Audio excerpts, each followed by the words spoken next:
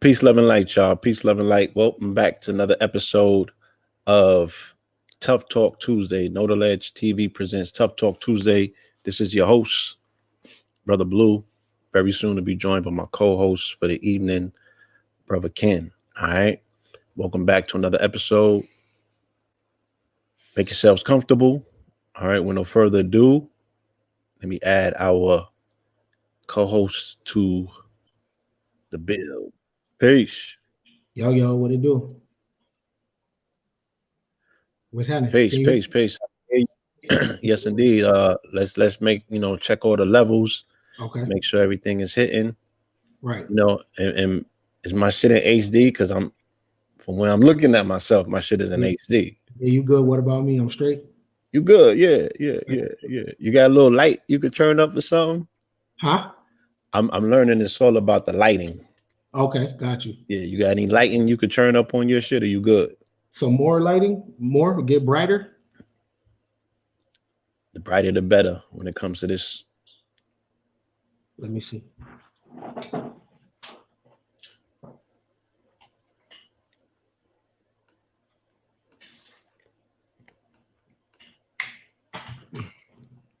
Okay, what about this?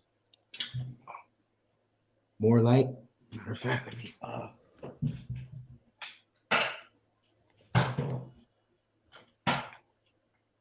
All right, they said audio's correct this time around. Yeah, I went and got the headphones, I read the tutorial. So yeah, shout out. We got to do the roll call. I'm learning it, that's integral to the bill.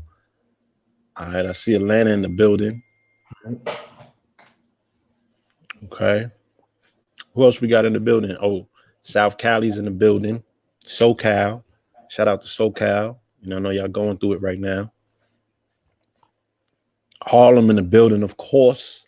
Okay. All right. Shout out to Harlem. Vegas is in the building. Shout out to Vegas. For the Harlem people, I got some studs on my jacket for the Harlem. You know what I'm saying? For the people that like Cameron, I got okay. A little song. Okay, for D-Town. Okay, for sure. What up, though? H-Town in the building. I see Norfolk's in the building. Greensboro in the building. Miami, I got a big week coming up. We're going to talk about that. You understand? Chi-Town in the building, right? South Central, DMV, all right?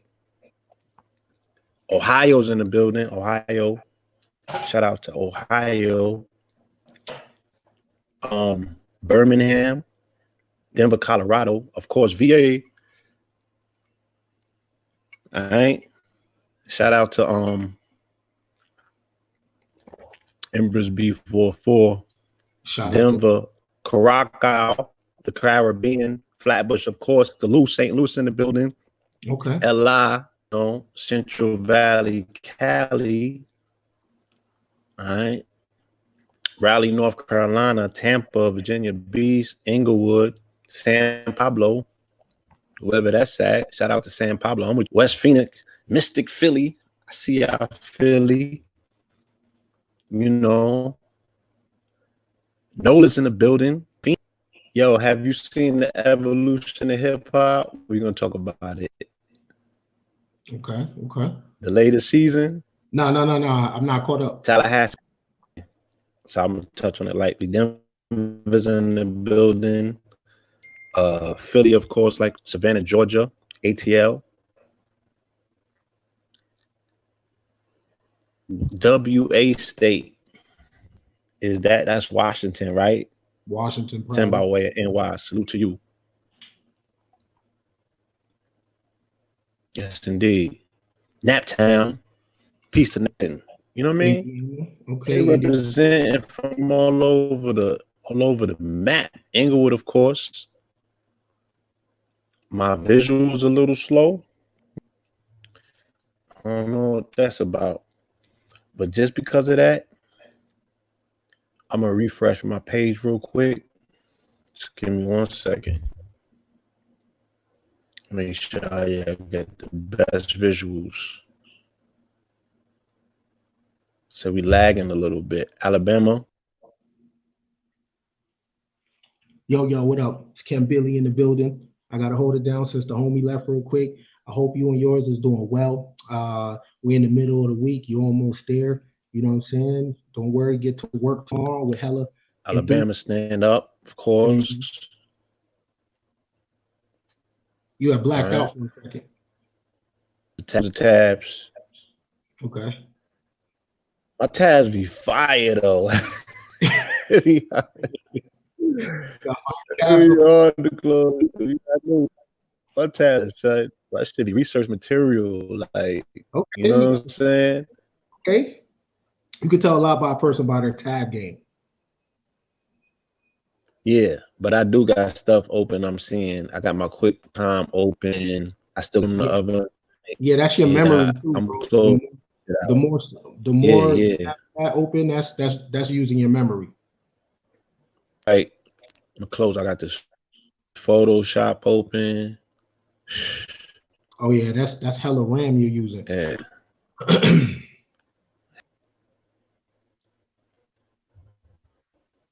All right, so I closed that out. I took man, you'll be playing nothing. Okay, that helped a lot, bro. Well, yeah. Okay. Yeah, I got a lot of shit. I scaled a lot of shit down. I got my Keynote open just in case. Okay. What's this? I got my Microsoft Word. They ain't hurting nobody. All right, so let me know, y'all. We looking better? Is the stream lagging still? Move. They ain't hurting nobody.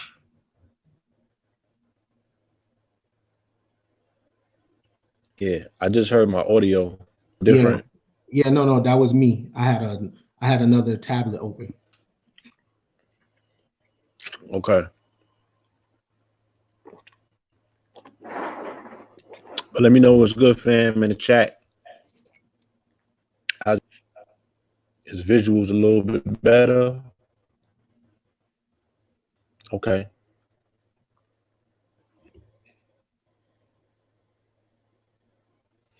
So what's good with you, bro? Oh man, you know what, bro? I'm actually trying to everybody knows everybody's pretty much talking about the same thing for real. And I'm trying to, come back a little bit. You know what I mean? A lot of things from my Hold on, they talking about freezing. Hold on, they say lag. Let me refresh one more again. Give me 1 second, y'all. Mm-hmm.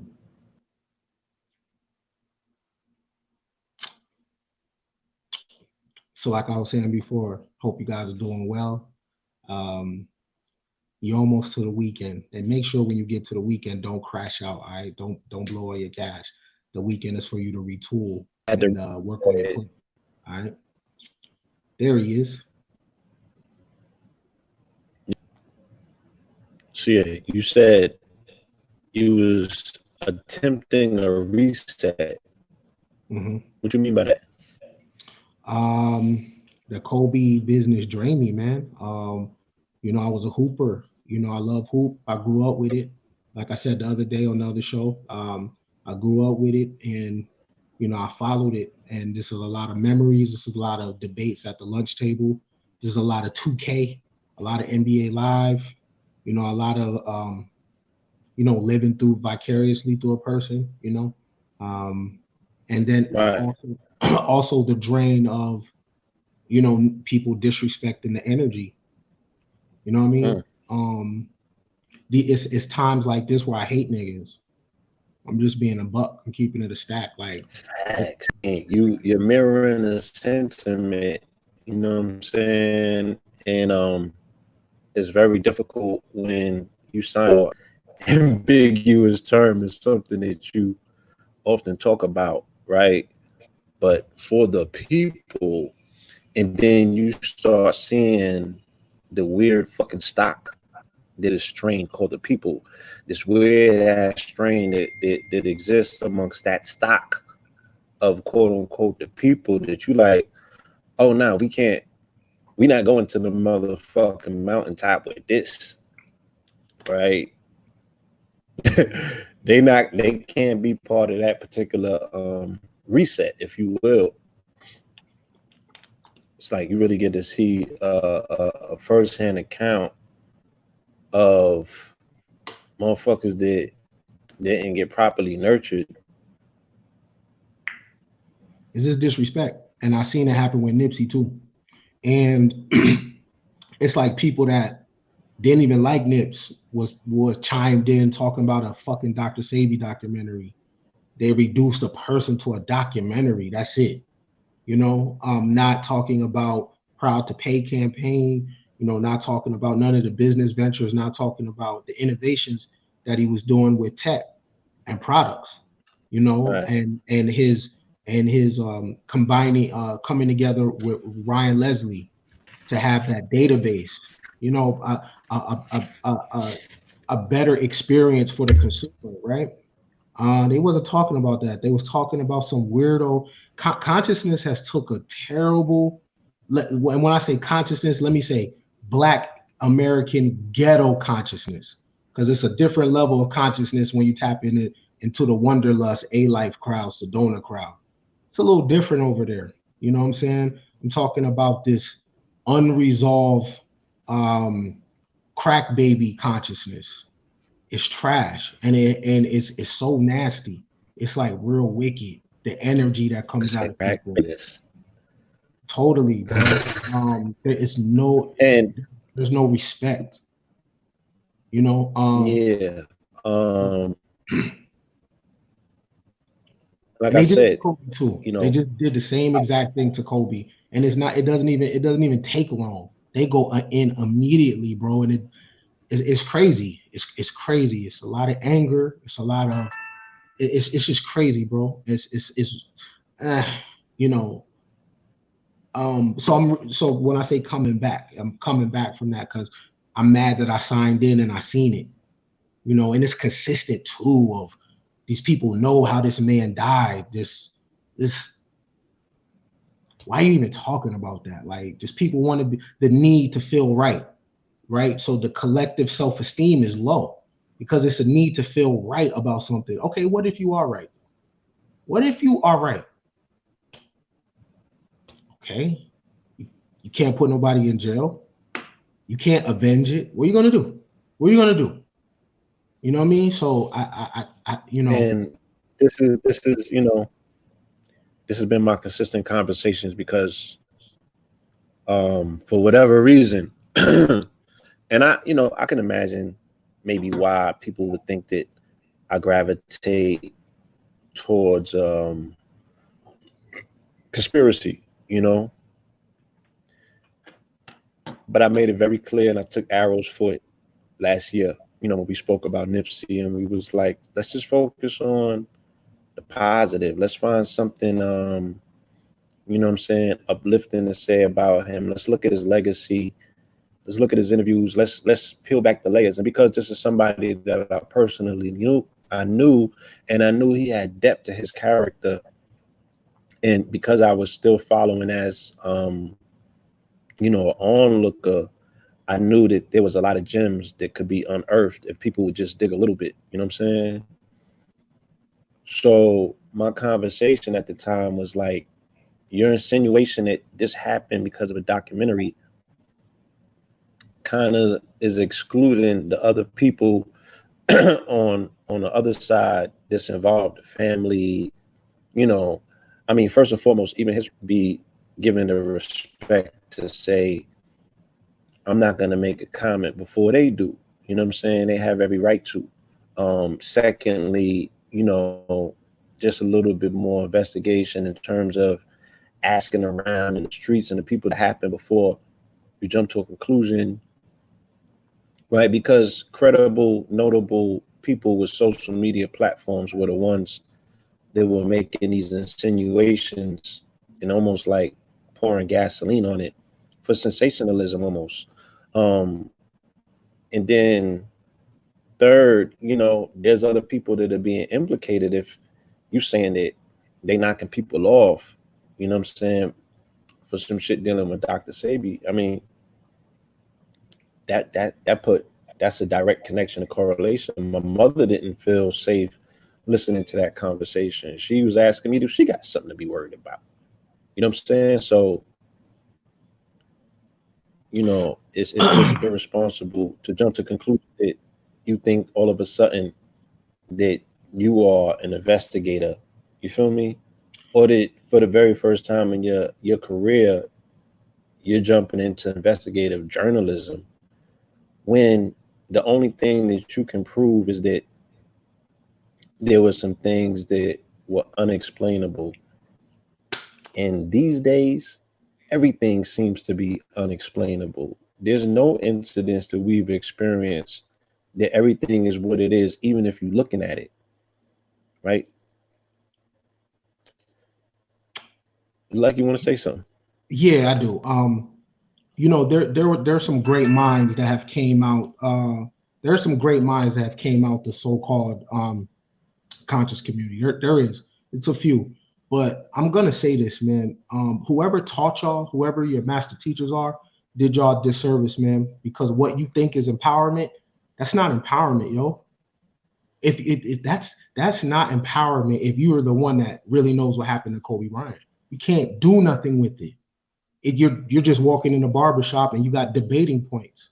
The biggest mystery you could ever solve is cracking the code with yourself. It's cracking the code with I was self. getting to that. Bro, my Yeah. bad. I've been in my feelings all day driving in the car. I've I been feel you. punching I air was all building it day. up. At the same time, Been punching air all day. that I also, I seen it as like it was a useless expression of people's unwillingness and inability to do anything, and then that's where all of the energy and the focus goes. You know what I'm saying? The things that produce the less energy or output or response, that's where you're going to see the most people bottled up at. You feel me? Blowing off as if them uncovering a plot is them actually being empowered to get some get back. Oh, I uncovered your scheme. You know what I'm saying? Like, what the hell is a cartoon of Kobe crashing going to do for the person who is affected of this man? Like, what are you gonna do? You're gonna fight the cartoon maker? Like, you're gonna drag them out and stone them, and then what? You know what I'm saying? Like, there's such a thing as quantum shit. I don't necessarily want to say entanglement. There are things and synchronicities. They call it synchromysticism. You feel me? I could show you 3 years worth of synchromysticism with a number, and you don't blink. But then something happens and it has a correlating aspect to it. Now, for the gematria decoders, because I'm getting a lot of DMs and inboxes with people showing me how the sloppy gematria decoders do their work, right? And I know where all of that stuff originates, but it's totally devoid, like I said on the last few shows, of any esoteric investigation or explanation. You can't deal with gematria and not have an understanding of Hebrew. You can't deal with gematria and have no understanding of the mythos. You cannot deal with gematria and have no esoteric to understand it. You're looking at something different. You know what you're looking at? You keep ascribing to conspiracy, you know what I'm saying? Or some small hats or some other people that's in the room manipulating everything in humanity. No, it's the evidence of the fingerprint of the creator. That's all that is. This mathematics. Now, because we are the outer expression of that coding, of that program, we got bugs and kinks in us, and we do what it is that we do. But the actual design, the mathematics behind you, that shit is perfect. You know? So people is like just bumping into the mathematics, the mechanics that go behind the actual physicality of life. And they've bumped into it. They've discovered they've bumped into it, right? They're eavesdropping on a conversation that the Most High is having with his creation, and they swear that they found somebody else in the large manipulating reality because the numbers together. And I'm like, nah, you totally missing the point, and you're muddying the field. You know what I'm saying? You're muddying the whole field. We could have been so much further if people, if those people in particular understood what the next level was from getting out of the basement, able to say, oh, for Kobe Bryant equals 41. Oh, it's a Masonic conspiracy. That's not how that happens. You know what I'm saying? That's not how you peel that back. You feel me? That's not how you do. It's just and I do understand the excitement of it, right? Because shit, I use gematria in my investigations. So there's things that jumped out immediately, but we gotta get a little bit deeper. You know what I'm saying? Somebody said that that the establishment didn't like Kobe Bryant, so they took him out, right? He represented progress, right? This is the sickness inside of the people, right? First of all, Kobe Bryant has made billions of dollars for Nike. That's number one. Nike is a global corporation, right? So let's just say one side didn't like him. Just like in the mafia, you need permission to hit important people. Let's understand this. Right. You just don't kill somebody that's generating billions of dollars. You understand? Now you have to answer to somebody. Do you understand? Right? So there's many hidden hands, but those hidden hands follow mafia rules. You need permission to go after a made guy. That's a made guy. Okay. So that's number one. Number two, America's about progress, America's about progress. Nothing Kobe was doing was upsetting the establishment. Kobe was into himself, which is a good thing. He was about his potential. His potential. He wasn't trying to save the world. He wasn't trying to save the manatees. He was about his personal legend, right? Mamba mentality. How can he be the best him, right? And that's a great thing, right? So for a person that thinks that what you're missing is the biggest mystery. What is the biggest mystery? What is the real conspiracy in the world? That the religious books that you read is about you, that all the tales are about you, that this whole thing is about knowledge of self, not knowledge of Black people, not knowledge of the community, no, knowledge of self, self, the independent heroes and sheroes journey.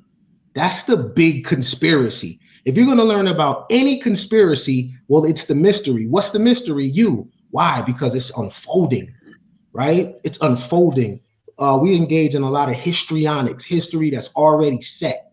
And we argue about who built the pyramids. We argue about who was first doing this, who was first doing that, while neglecting the real conspiracy, which is the mystery, right? Now, I said it the other day, I'll say it again.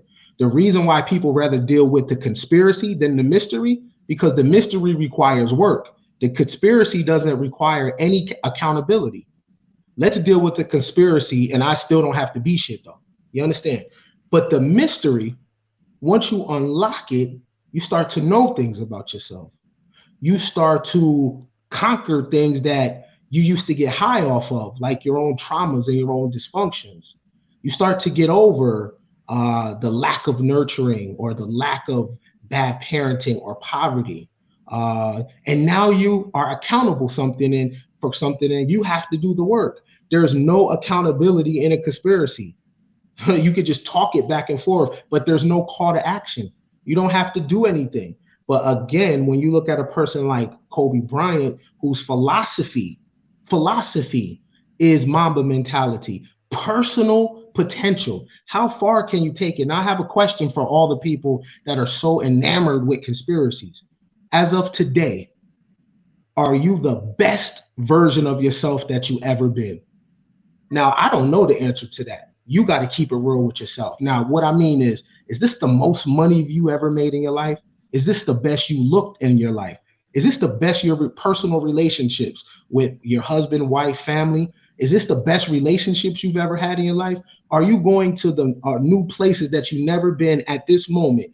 Basically, this very moment that you're living right now, is this the best version of yourself that you've ever been?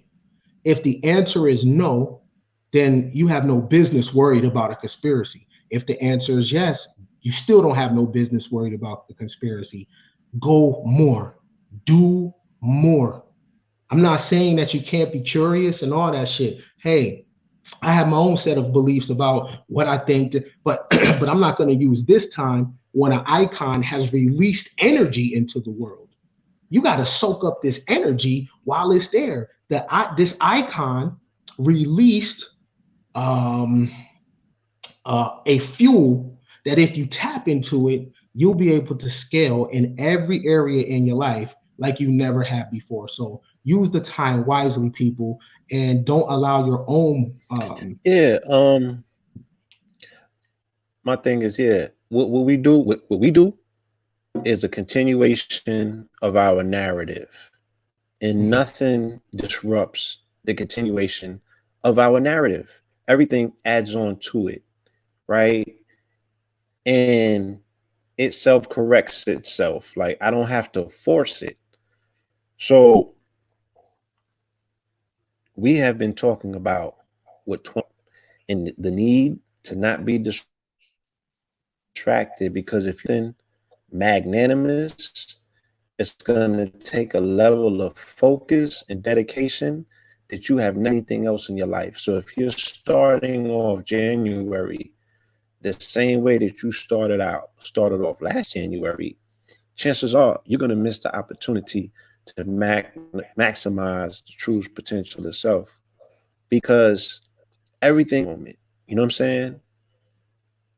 Even if I was moving towards putting my attention towards the conspiracy, it was going to be towards, it had to be aiming towards teaching me something. Like, what is the teachable moment in that investigation, if that's the case? Because everything that I do has to be in place of me teaching myself a lesson that's going to better myself. You know what I'm saying? That's where we at with this. The same way that I told you, don't let that Iran shit distract you, then poof, right? Puff the magic dragon, the shit is gone. Did you get back that time that you lost? Focus on some shit that does not affect you necessarily, right? Not at all. So you got to double back on the track and make sure that you catch up with that lap, right? In order to keep up with the pace. So you are dealing with length and width measurement, right? You gotta be the motherfucking Mason in this narrative, in this fucking conversation. You gotta be the one that's dealing with the degrees of information of gnosis of self. You don't want to got to deal with measurement of time and space. You're the one that have to be calculated. You're the one that don't have a minute or a moment to lose. You dig what I'm saying? So all of this extra credit information that you're telling me, this shit don't register into my narrative. So I can't receive it as such. But I'm looking at the brother. I looked at his chart. I looked at his name. You know what I'm saying? I looked at everything that I needed to know that once again, we have received a sign, a harbinger of things to come. Someone who is on iconic level, who is literally looked at on this planet as a god, may not be by you, right? But internationally, over in Asia, he's a deity. You feel me? And for many young men and women, right, here in this country, he serves the same as well, right? This is someone who provides a level of leadership through example by people observing, right? Someone who came to this planet to fully maximize the potential inside of their husk, right? So they can turn themselves from a man into an immortal. That's what I witnessed in my lifetime. Someone who didn't just want to be like Mike, they wanted to be better. And he did that, right? Someone who was in the pits, who niggas was ready to put the fucking dirt over and bury him. Why? Because he didn't have enough nigga to him. So even niggas was happy when he got dirt on him. Because now he was more relatable, right? Oh, this nigga think he's too perfect. Who's this nigga to think he could practice all day? The nerve of this nigga. Oh, he's not one of us, right? He was able to transcend niggerdom. You understand? And put on a display of God's what life will reward you if you just get into your work and fuck the people, fuck the chatter outside, fuck the fake friends, fuck all that shit. Get into your craft, and your craft will reward you to the degree that when he transitioned, he was able to leave his family $600 million. Now, would that replace the pain of their loss? No, it won't. You understand? But they won't have to ever go and work for nobody again. They can continue building on his legacy and taking him that he can't even imagine. You know, he has set a foundation and a template example. And what I'm saying is that we don't serve to extract anything from being lost in things we can't do anything about. Because your uncomfortability with thinking that, oh, just because successful, they are not earmarked to be knocked off and sacrificed ritualistically. You know what I'm saying? You're putting a fucking ceiling over your head, and that's really not go for it. That's not the Mamba mentality. Also, let me say this too. So, because I want to kill everything I heard. Kobe was, and I'm gonna go to where you went. You weren't where I wanted to go, but Kobe was in a lawsuit with Big Pharma. Let me tell you guys something, and this is how I know who, and this is no diss to people or anything, I promise. But this is how I know who really have touched money and who hasn't. Yo, in life, going to court when you're getting money, that's nothing. Y'all act like someone that's part of getting money. That's nothing. Lawsuits happen every day where companies sue each other for copyrights, where companies sue each other for you name it, for bad publicity, for billions and billions of dollars. That's what you think? See, when you're on the bottom, you're scared of court. There was a man named Jeremiah Hamilton, the first black millionaire on Wall Street in the 1830s and 1840s. He loved the court because he knew how to speak legalese. So he loved to go to court because court is the so-called civilized way to do gangster shit, right? So when you get to a certain level, you don't smack people up. You don't do nothing that. You just sue them. Everybody gets sued. Every corporation that is on Wall Street has got sued, right? Now, if you're really petrified because someone's in a case with somebody, didn't Eric Gardner's wife get money from his case? Why they didn't knock her off instead of paying her? Did Corinne Gaines get money? They jerked him. They jerked him at the end. They jerked him at the end. They get something? They got something, right? From what I remember, somebody got something. Corinne Gaines' family got millions of dollars. They didn't die, right? You can file a lawsuit versus a corporation and not die, right? But I understand because that's the black ghetto. That's the black ghetto consciousness paranoia of the whole planet. Like BRISBON clearly said, the theme of this year is to take responsibility and do not fall into victimhood. What I'm fucking seeing is widespread victimhood on account of somebody who was not a victim in their life. You dig what I'm saying?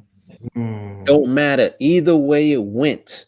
You have to move forward because you being stuck on neutral, you can't do anything about it. You can't reverse it. You're not going to unveil who the culprits are and put in any fucking work. Because you know why I know? Because zero fucking work has been done and put in on the culprits.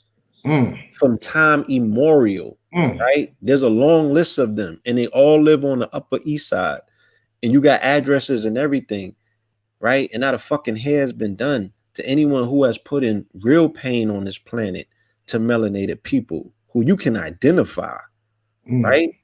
Who've thrown fucking granny on her neck and her head and her back and every other artifice and piece, and they cutting the women up and eating. God damn it. You talking violations? You need an excuse for an op?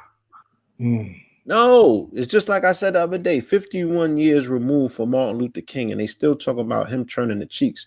And niggas got their cheeks out, literally. Literally. You gonna blame them for that too? The niggas mm, is walking around with their cheeks out. You know what I'm saying? Going mm, for any and everything. White boy know that you sweet as bad meat, right? mm, Because he sunk his teeth in it for a fucking price.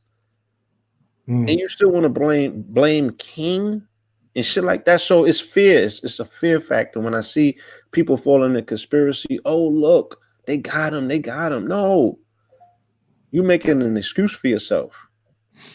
If they got him, are you willing to fill his shoes or fill that missing slot? That means that Monday morning, your march to greatness, accelerated march to greatness should have started. You know what I'm saying? I was in the gym today and I was giving it my all, but god mm, damn, it was breaking my body down. You feel mm, me? mm. Breaking my body down. But I'm pulling strength from other people, this because it's a boxing gym, so we do like a boot camp type style. So it'd be a bunch of fighters, you know what I'm saying, lined up together just doing wild style exercises and shit. And the shit was killing me. And I wouldn't allow myself to quit though through all that pain. You know what I'm saying? Because I'm like, yo, this is the Mamba mentality. This is a man who would go to the gym before it opened and leave after it was closed. Who the fuck am I to quit? Right? I renewed my purpose. When I lost my man last year before the end of the year, I renewed my purpose. I had a new assignment in life. I'm going to finish where he started. You know what I'm saying? I got to go twice as hard. Mm. Why are we not inspired like that to pick up the fucking mantle? The marathon must continue, right? So you go teach a young girl in particular how to play a sport. Go love up on your daughters. Go hug your children a little bit tighter. You know what I'm saying? Volunteer in your neighborhood in any sports academy, you know what I'm saying? Or if you yourself are an athlete, get up an hour early. Like these are the things that you can do to honor this man and his legacy. Go read the book Relentless. Go buy his books, the mythological books that he's been putting out, right? And that's the thing about this shit.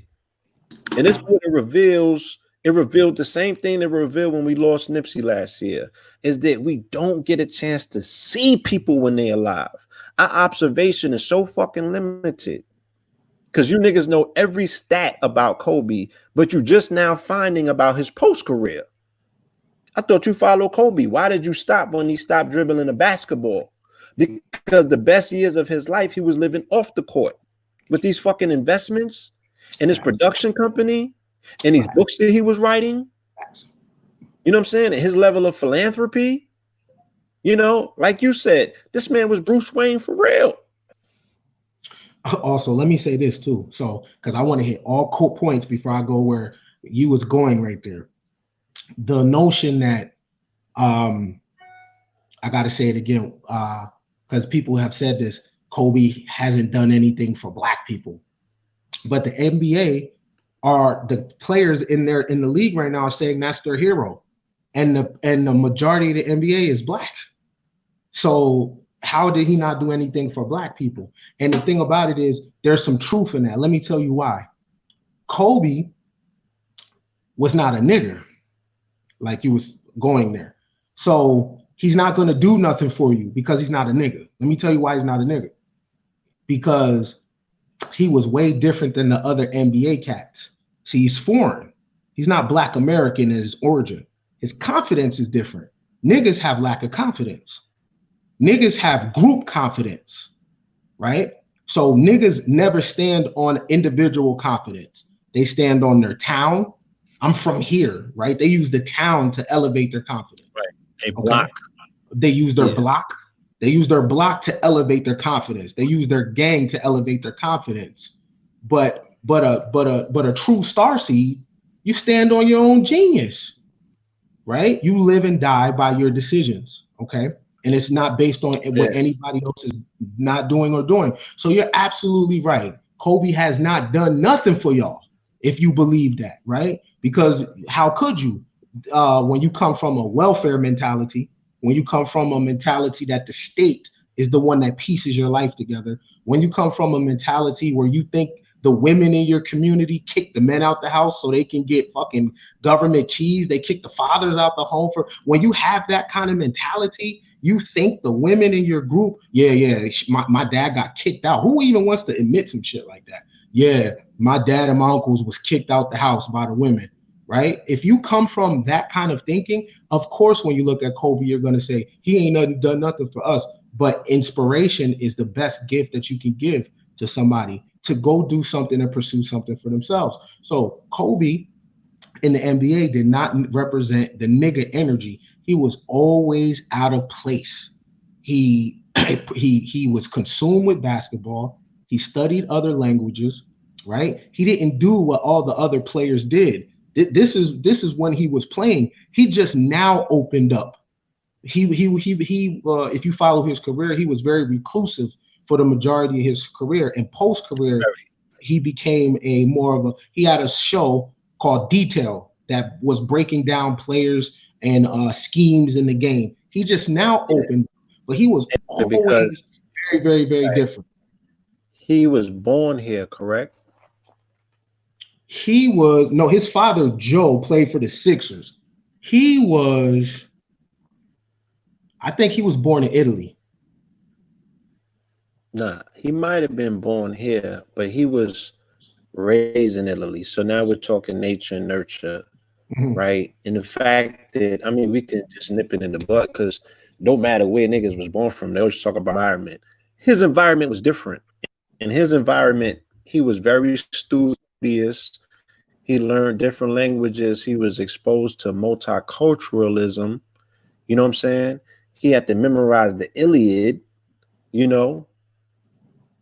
He was born here and he was raised in Italy. So he got out of the nigga box. He didn't experience the conditioning, right? That locks motherfuckers in. Boxes within boxes within boxes within boxes, tightly bound. You dig what I'm saying? He didn't have that experience. So when he came back, he was able to apply himself differently because his success habits were adopted from a different culture altogether, right? Maybe that's the issue. You know what I'm saying? Maybe that's the repetitive issue that we keep observing and looking at.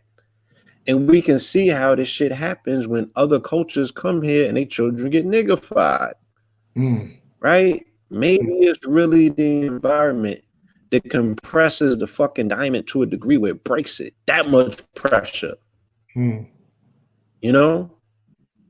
Mm. Mm. So yeah, he was not Americanized. You know, he was a refined individual who was able to turn lead into gold. His potentiality, right? You're born with this level of a skill set that he was born with, but without that application and without his observation mirroring neurons of another great in his eyes that he had the ability to grow up looking at, we talking Michael Jordan, you feel me? Then we would not have seen what it is that we see.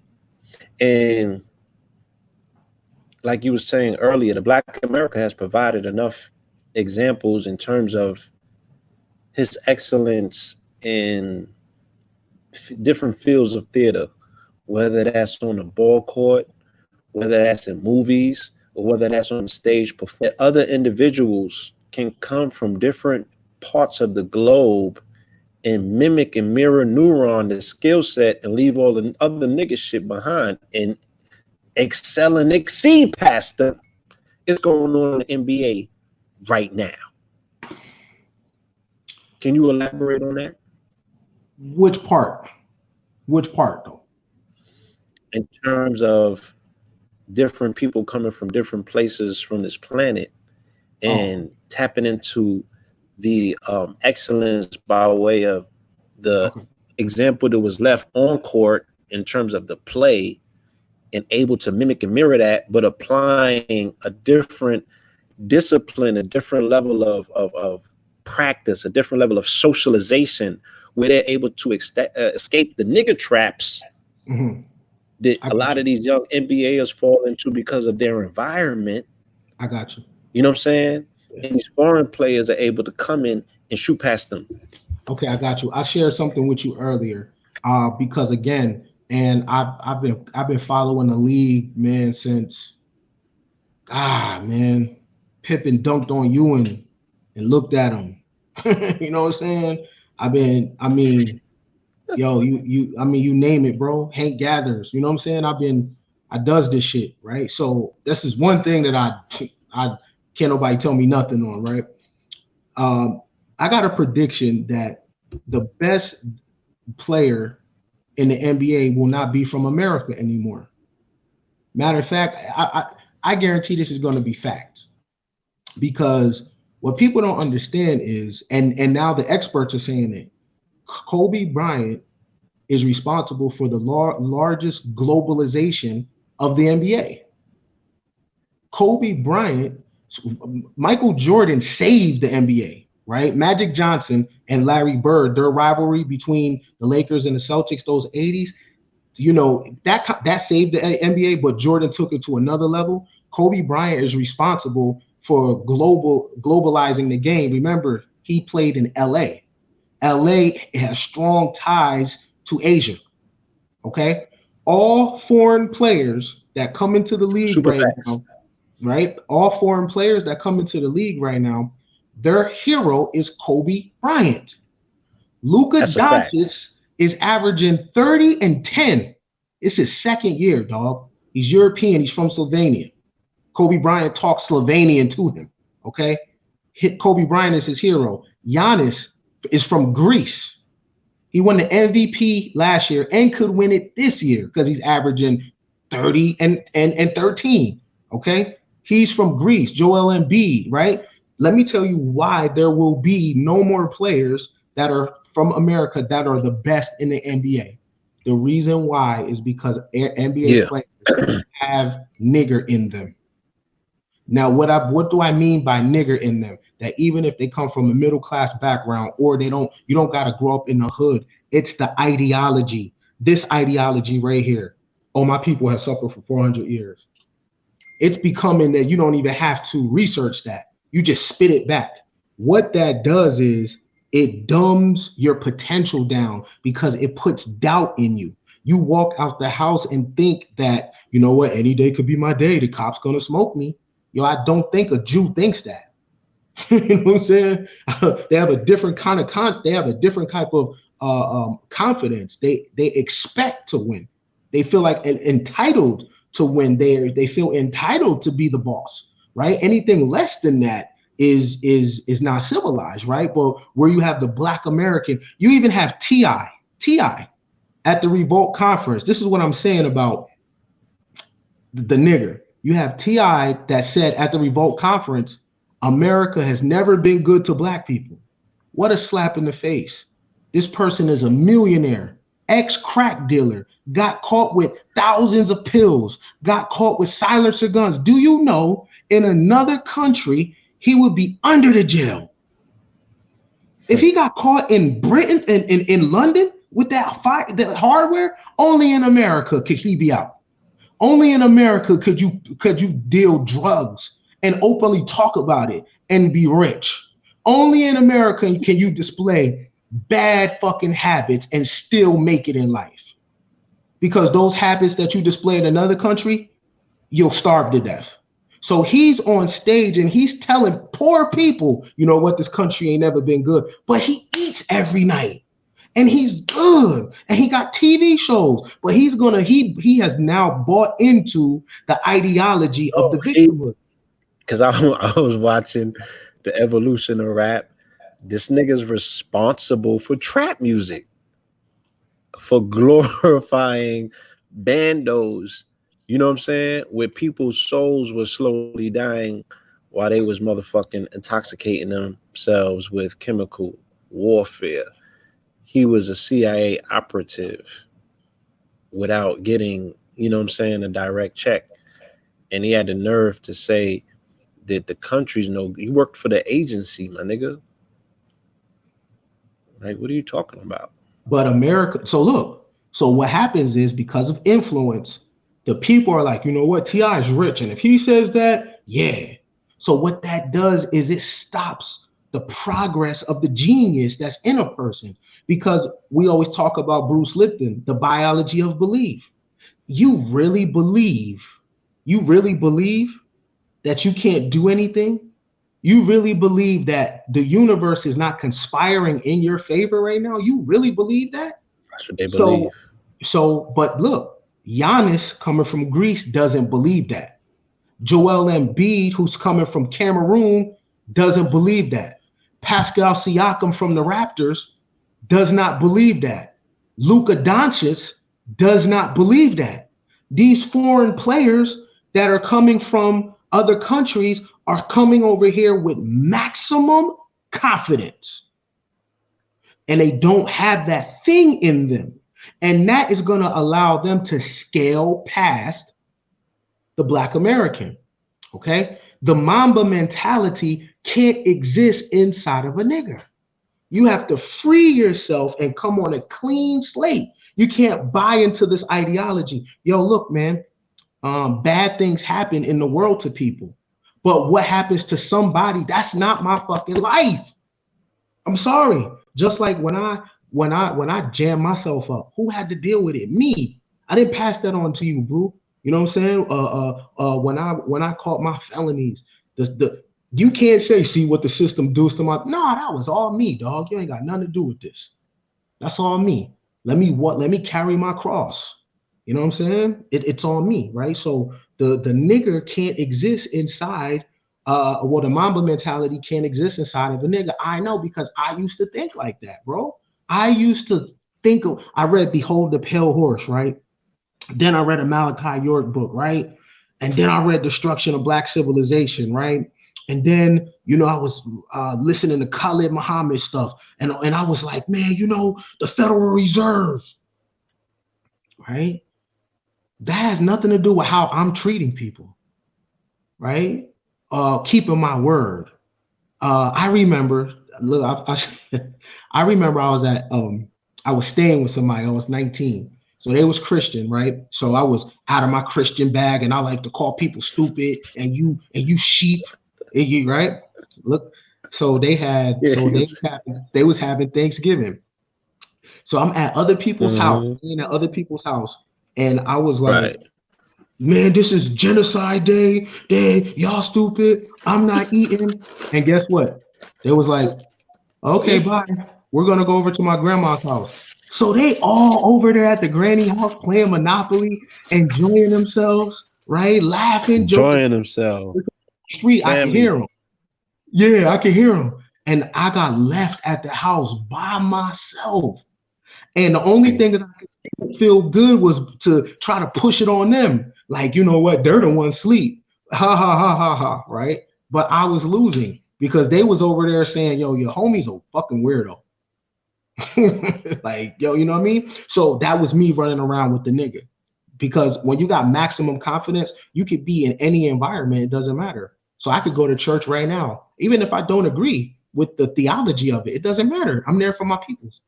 It doesn't matter, right? So, but So my people is that, right? My people, people, they no longer melanated people. They no longer the people because they got a cross on their neck. right? You know what I'm saying? Like I'm putting CBD on nanas. Mm. Critical of that. I'm like, that's not a nana. She, you gonna throw her away because of what she believe? Like, if she fed you and put love on you the same way, and how dare you turn your back on her?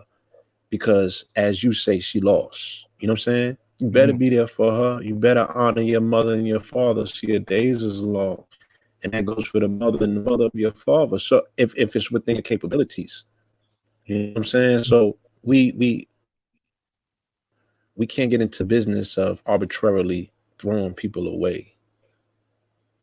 Mm-hmm. Mm-hmm. Hey, in your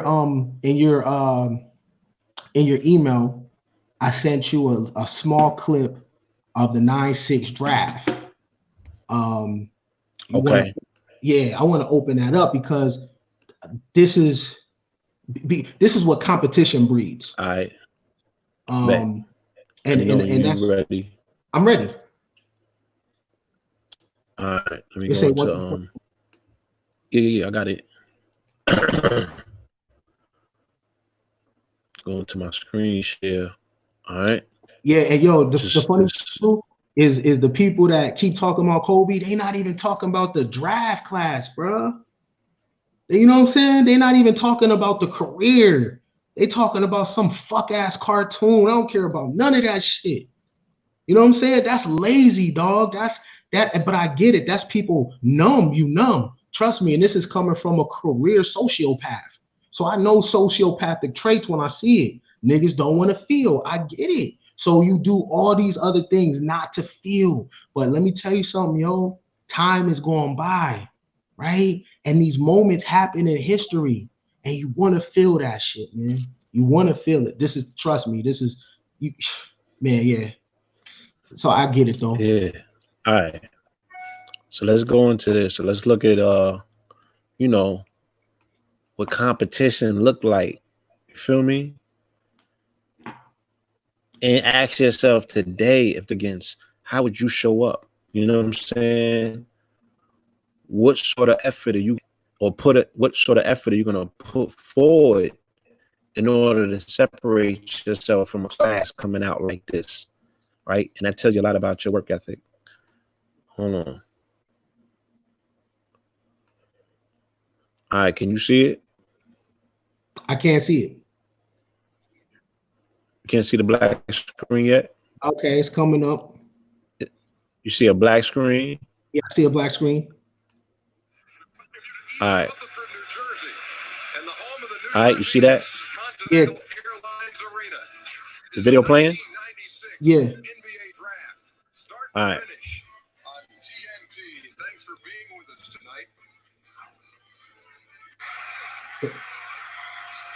It's kind of slow. All right. I mean, that's all I got. AI. AI, come on, dog. AI, man. Yo, watch this when I finish. Whew. The Toronto Raptors select Marcus Camby from the University of Massachusetts. Marcus Camby. Camby. With the third pick in the 1996 NBA draft, the Vancouver Grizzlies select Sharif Abdur-Rahim. Shooter. Come on, man. Look at this draft. Shooter. Oh. With the fourth pick in the 1996 NBA draft, the Milwaukee Bucks select Stephon Marbury. Come on. Come on, man. Come on. The God. Class. The God. With the fifth pick in the 1996 NBA draft, the Minnesota Timberwolves select Ray Allen from the University Dog. of Connecticut. Jeez. Legendary shit.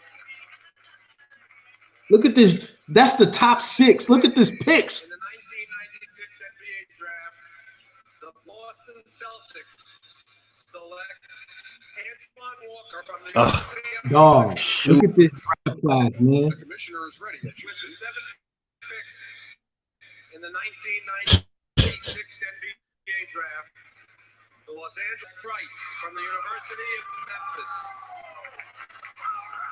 That's Lorenzen Wright. He's dead now. He got killed. The eighth pick in the 1996 NBA draft, the New Jersey Nets select Kerry Kittles. Kerry Kittles. Come on, fam. Like, So was nice in Villanova, though. Yeah. Bro, This is mean, son. class, bro. 1996 NBA draft. The Dallas Mavericks. They should have told him to suit up. Walker. Now I got to go to the All-Star and see what they rookie game was like that year. AI dropped 30. With the 10th pick in the Ugh. 1996 NBA draft, the Indiana Pacers select Eric from Mississippi State University. I remember him. Eric Dampier, he Yeah. played a long time. Yeah. With the 11th pick in the 1996 NBA draft, the Golden State Killer from North Carolina State University. Ty Fuller, he was a bum. Come on, son.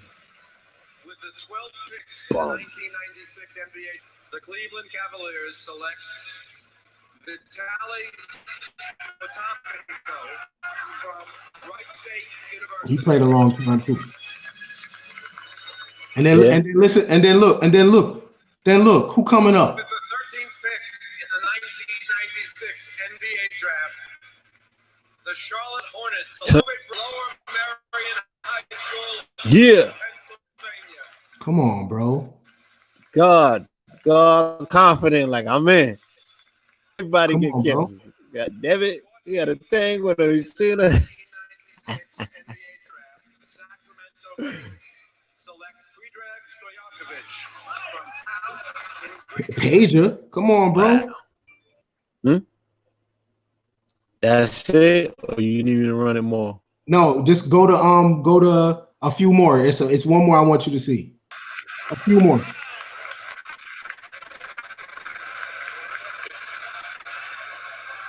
the 1996 NBA draft, the Phoenix Suns select Steve Nash. Come on, Steve man. Nash. Nash was in that draft, bro. Shooters. God damn, son. Steve Nash was in this draft, fam. The 16th pick Listen to this. God in damn. the 1996 NBA draft, the Charlotte Hornets select Tony Delp from Not him. Watch the next one. This Tony is not here. With the 17th pick in the 1996 NBA draft, the Portland Trailblazers select Neil. God damn, son. Jermaine O'Neal, my nigga. That's it. That's all I needed to see. That's Jermaine Jermaine O'Neal. O'Neal. That's it. That's Kobe's Damn. draft, my G. He had to cut Now, through that. Now the thing about it is, see, when you go into conspiracy theory mode, you don't analyze the details, bro, and you miss key gems because this dude was the tallest tree in the forest in that draft class. That draft class got Hall of Famers. That draft class got Stephon Marbury, who is the king of fucking China. Facts. That draft class got the NBA's all-time three-point leader, Ray Allen, and two-time NBA champion. That draft class got Allen Iverson, NBA MVP, right? One of the top 10 or top 15 scorers in NBA history. That draft class had Jermaine O'Neal, who played a long time. That draft had class Pedro Stojakovic, who's top 10 in three-pointers all time. That draft class had Steve Nash, two-time MVP. When Steve Nash won his MVPs, LeBron was playing, Dirk was playing, Kobe was playing, AI was playing, Shaq was playing. Like, yo, and he rose to be the tallest tree in the forest, right? And yeah. You know what I'm saying? And it's not how you start, it's how you finish. I'm saying, and we've been saying this. This has been the analogy that we keep repeating. It's not how you start, it's how you finish it. You dig what I'm saying? So let's juxtapose it real quick. And it's not embarrassment or take shots at anybody or anything. You dig what I'm saying? But Iverson came out in that particular draft, right? Right? Yeah. Number one. This was the 96 draft. So we were speaking about this earlier. I want you to elucidate this thought for me. This was the year that became the contextual merger of hip hop in the NBA, because what bring with him will ultimately transform the tapestry in the face of the NBA by his aesthetic, his fashion, and his approach, his lackadaisical approach to practicing, because he's the perfect, because he did the opposite of Kobe in terms of saying, what? I don't need to practice. I don't show up to practice. I just show up to the games. I'm gonna hang out. You know what I'm saying? I'm a nig. Mm-hmm. You feel me? I'm gonna do what niggas do. You know what I'm saying? I'm gonna live as a rapper while I'm. That was not a promising outcome for that young man, ultimately. But staying in his grain was definitely left on the game. And there was other people in that draft as well who helped forward building that bridge with the NBA and hip hop. As you said, prior to that, Shaq came in the game. What year was that? The Shaq's draft was 92. That was the official, signal of a bridge is being built, but the 96. You know what I'm saying? Shaq Fu came in the game. This nigga came in the game spitting. You know what I mean? He embraced hip hop. He jumped on the other side of the rope. He had bars. You know what I mean? And he had the aesthetic. It was almost like, okay, this is what hip hop would look like if it was. You dig what I'm saying? And then just to the puzzle started popping up. But nothing was more prominently displayed like Allen Iverson, because Iverson put on for the culture. He had to fight for the culture, implement in the NBA. You know what I'm saying? They were thoroughly I don't want to say scared of his appearance, but it wasn't one that was embraced to the degree that, they was like, oh, we just comfortable with, no, this is America's sport. And these young black men is in white living rooms and they can't look like this. The fragility of the Black planet has always been amplified at the time of the invention of the TV. This is when things started getting a little bit. Your observation was going to be different. You feel me? Mm-hmm. And Allen Iverson's observation kind of like made corporate a little bit nigging. 92 is when Shaq came, okay? But Shaq was still safe though when he came in. And this is right around right in the early 90s, you have key players that are walking away from the game. You have Isaiah Thomas walking away from the game. You have Larry Bird walking away from the game. And you have Magic Johnson walking away from the game. So none of them really had really long careers. Bird, he had his back was going bad. Magic had the HIV virus. And Isaiah Thomas, I'm not sure what his thing was, but he walked away from the game around 94 as well. So Shaq was a little safe though, right? So for the next 5 years, the NBA will go into a radical change, and this radical change will have an effect on culture, and culture will have an effect on the NBA as well. So 1992, you got Shaq, right? And then I don't know if you remember the movie Blue Chips, right, with Nick Nolte. Okay, so that's right around that time too, right? In the next 2 years, Shaq did Blue Chips. So you have 92 is Shaq, 93 is Chris Webber and Anthony Hardaway. Now the key thing about Chris Webber is Chris Webber and the Fab Five represented thug life, the baggy shorts, black sneakers, right?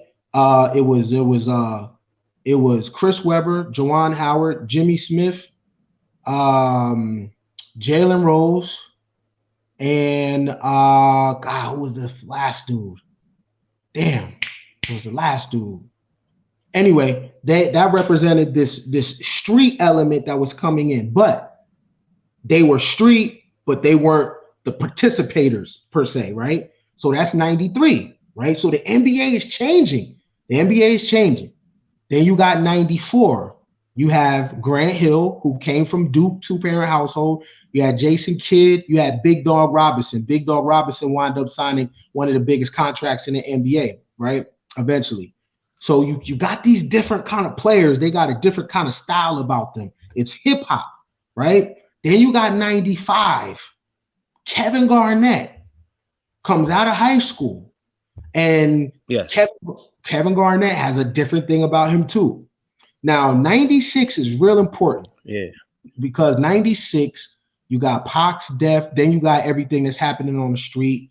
Then you have Allen Iverson, who was catching cases before he got to the league. But here's a guy that was more he participated more in the street element. Okay. So when he got drafted number 1, he didn't just bring the streets with him. He brought the drug dealer with him and the gangbanger with him. Because Iverson was a Pac dude. Pac was about thug life. That's what AI brought with him. One of AI's tats is what? Only God could judge me. That's one of Pac's songs. On All Eyes on Me. You know what I'm saying? So then, so I'm gonna stop at like the 96, because the 96 is where you get players with tattoos, players with braids, the NBA eventually had to issue a dress code because things was getting real street. You remember AI, one of his peoples got shot in the head in his Phantom. The streets was fucking with AI. You know what I mean? So the NBA was going into a way different place, right? Yeah, and Marbury was in the clubs with us at that time. So it was, you know, on the New York side of things. Yeah. You know Marbury. what I'm saying? He was holding that down. It wasn't all the way spilling over, but, you know. Marbury also street. Marbury come from a basketball family. His Sebastian Telfair is in jail right now, right? But Marbury was from Brooklyn, who was also bringing the streets with him. He went to Lincoln, right? So he's bringing the streets with him.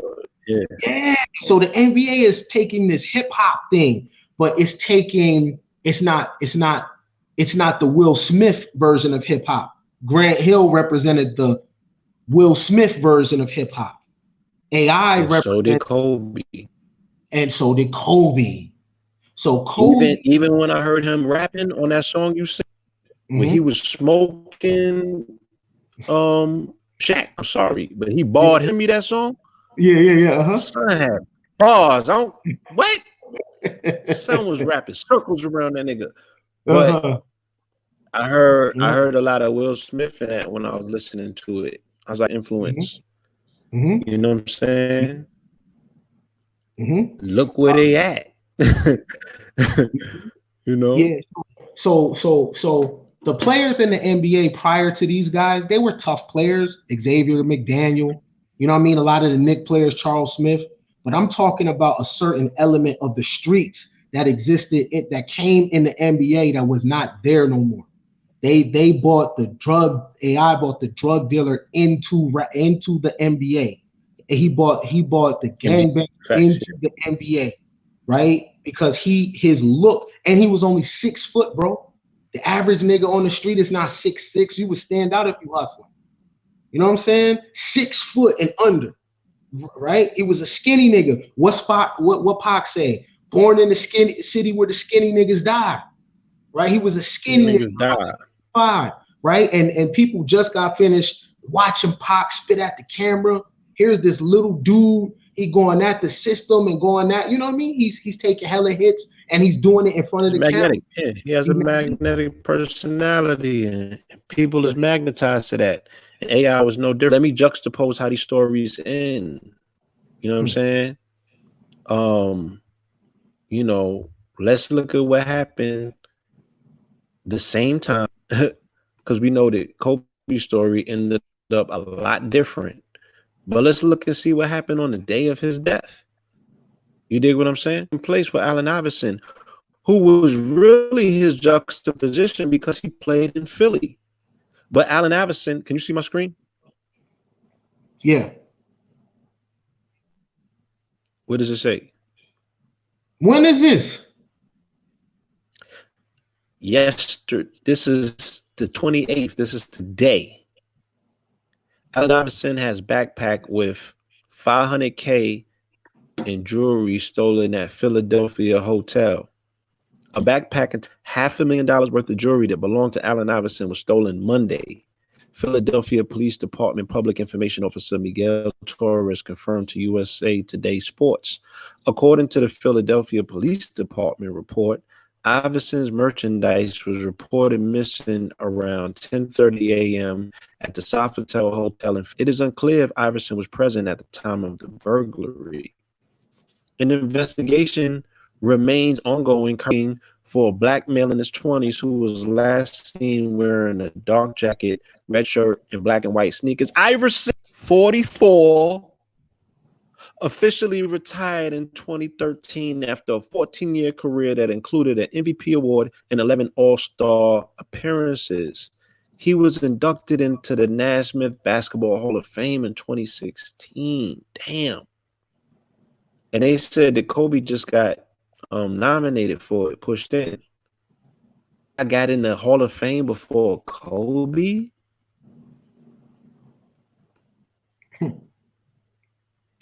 So look at the juxtaposition. You feel me? Look at the juxtaposition. Look at what Kobe valued at the time. He went out fathering. You know what I'm saying? And I hate to make the comparison, but look what my guy values. You still walking around, you got $500,000 of jewelry on you?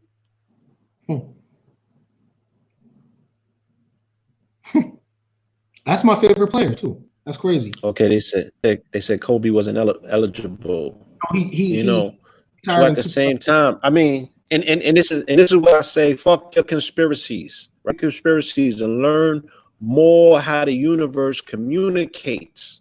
And you can see, right? The juxtaposition of opposites is always going to be put there for you to observe, but you can only see a fucking conspiracy. That's all you can see, right? When it's clear as day. There's a juxtapositions of opposites. There's a story and a narrative. It's just so beautiful, and people are being so disrespectful for having closed eyes and closed ears to what the universe is communicating at this time when you're supposed to have fucking vision. It's very upsetting. You dig what I'm saying? Goes your juxtaposition in the nutshell. These are how these two careers ended. Or ended up ending on that punctuation note, because regardless of how AI ends up ending his life, it's always going to be a comparison. I'm making it tonight, but it's going to be spoken of when people react. They can be like, damn, Kobe came out 13th in the draft. He should have been number one. Iverson, what the hell is going on with him? Oh shit. He got $500,000 stolen from him. Hotel room the day after Kobe died, and he was in Philly. Where's his priorities at? Not to knock son, but you know what I'm saying? And then he got the money caught up in the trust. You feel me? So, because of child support issues, you know what I'm saying? You feel me? So there's a very distinct observation of juxtapositions that can be, you can observe this, you can look at it, you know what I'm saying? What does one aspect of the culture end up looking like as opposed, you feel me? But the people who are more so over here are the ones that are talking about the character over here that has a different success habit folk. That's somebody different. You know what I'm saying?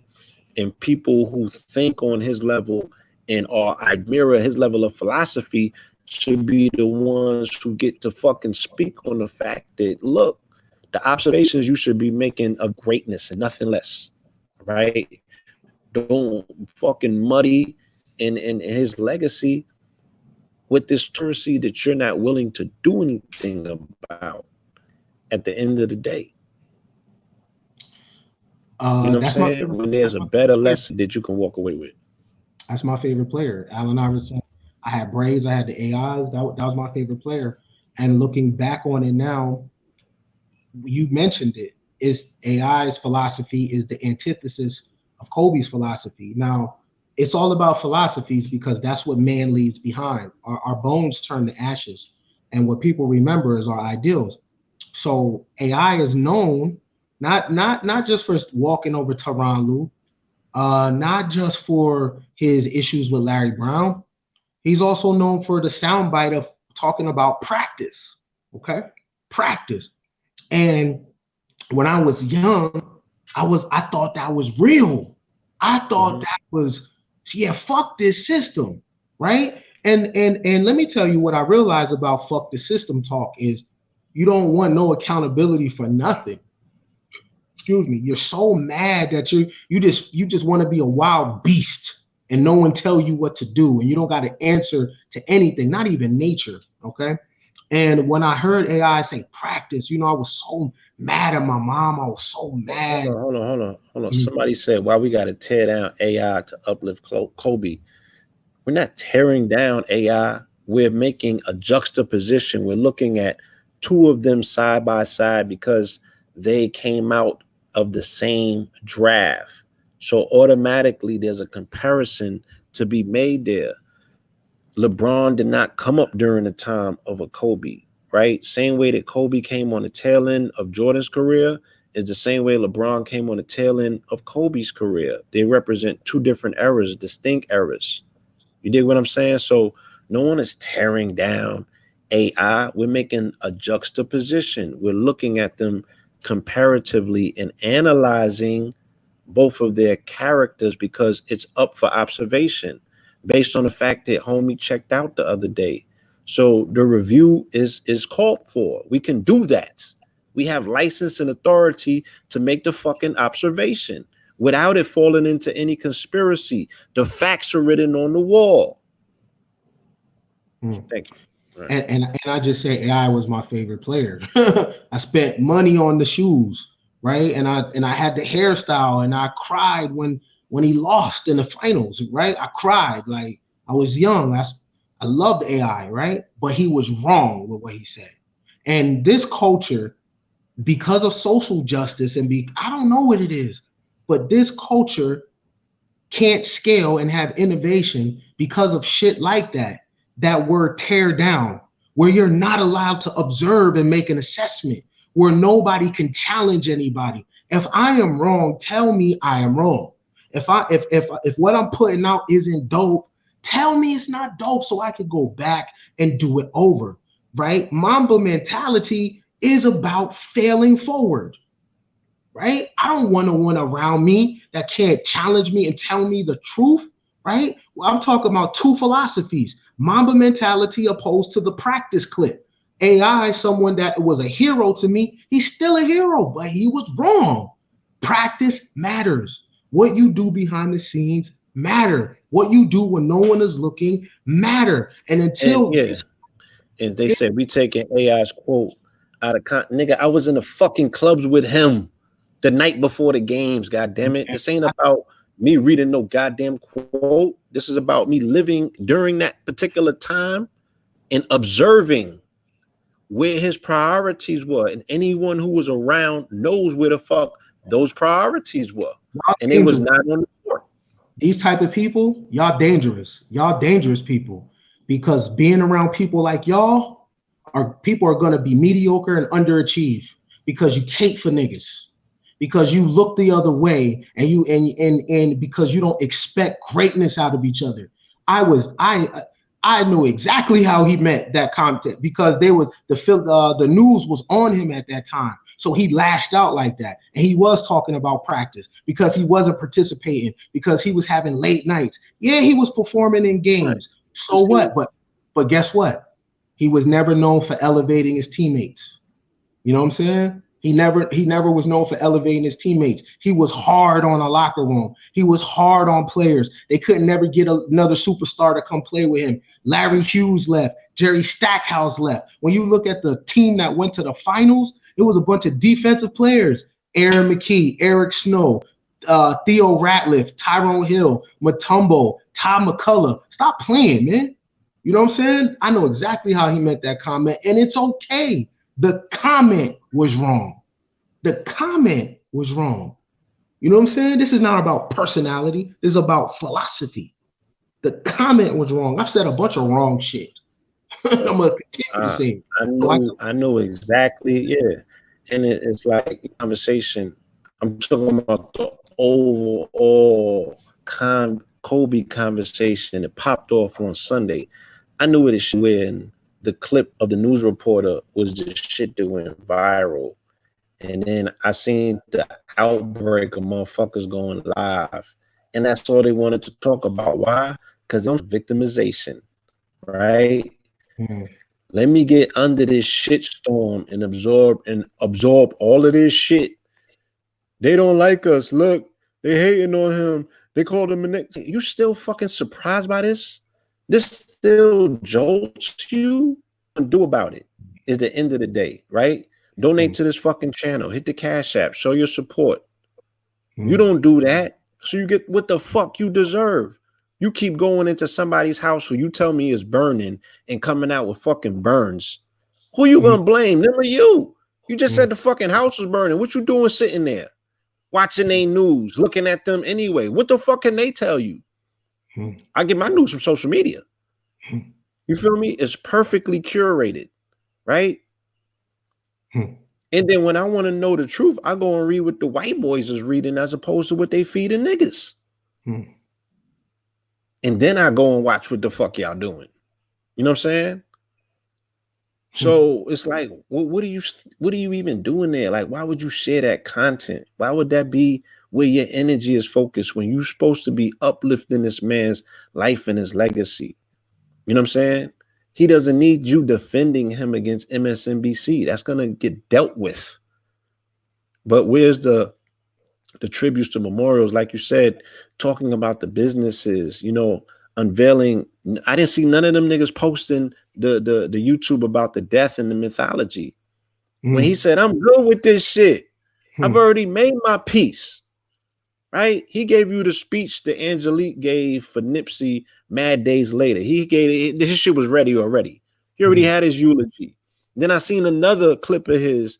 Did the shit look straight like a eulogy? Yo, I'm not going to be here with y'all, but if you need to hear this, the shit is about it. It's inspiring all the way up into the end. Full of inspiration. Like he was talking from the grave. You know what I'm saying? Why that shit don't go viral? Why niggas don't be sharing that? Why are you only attracted to trauma and drama?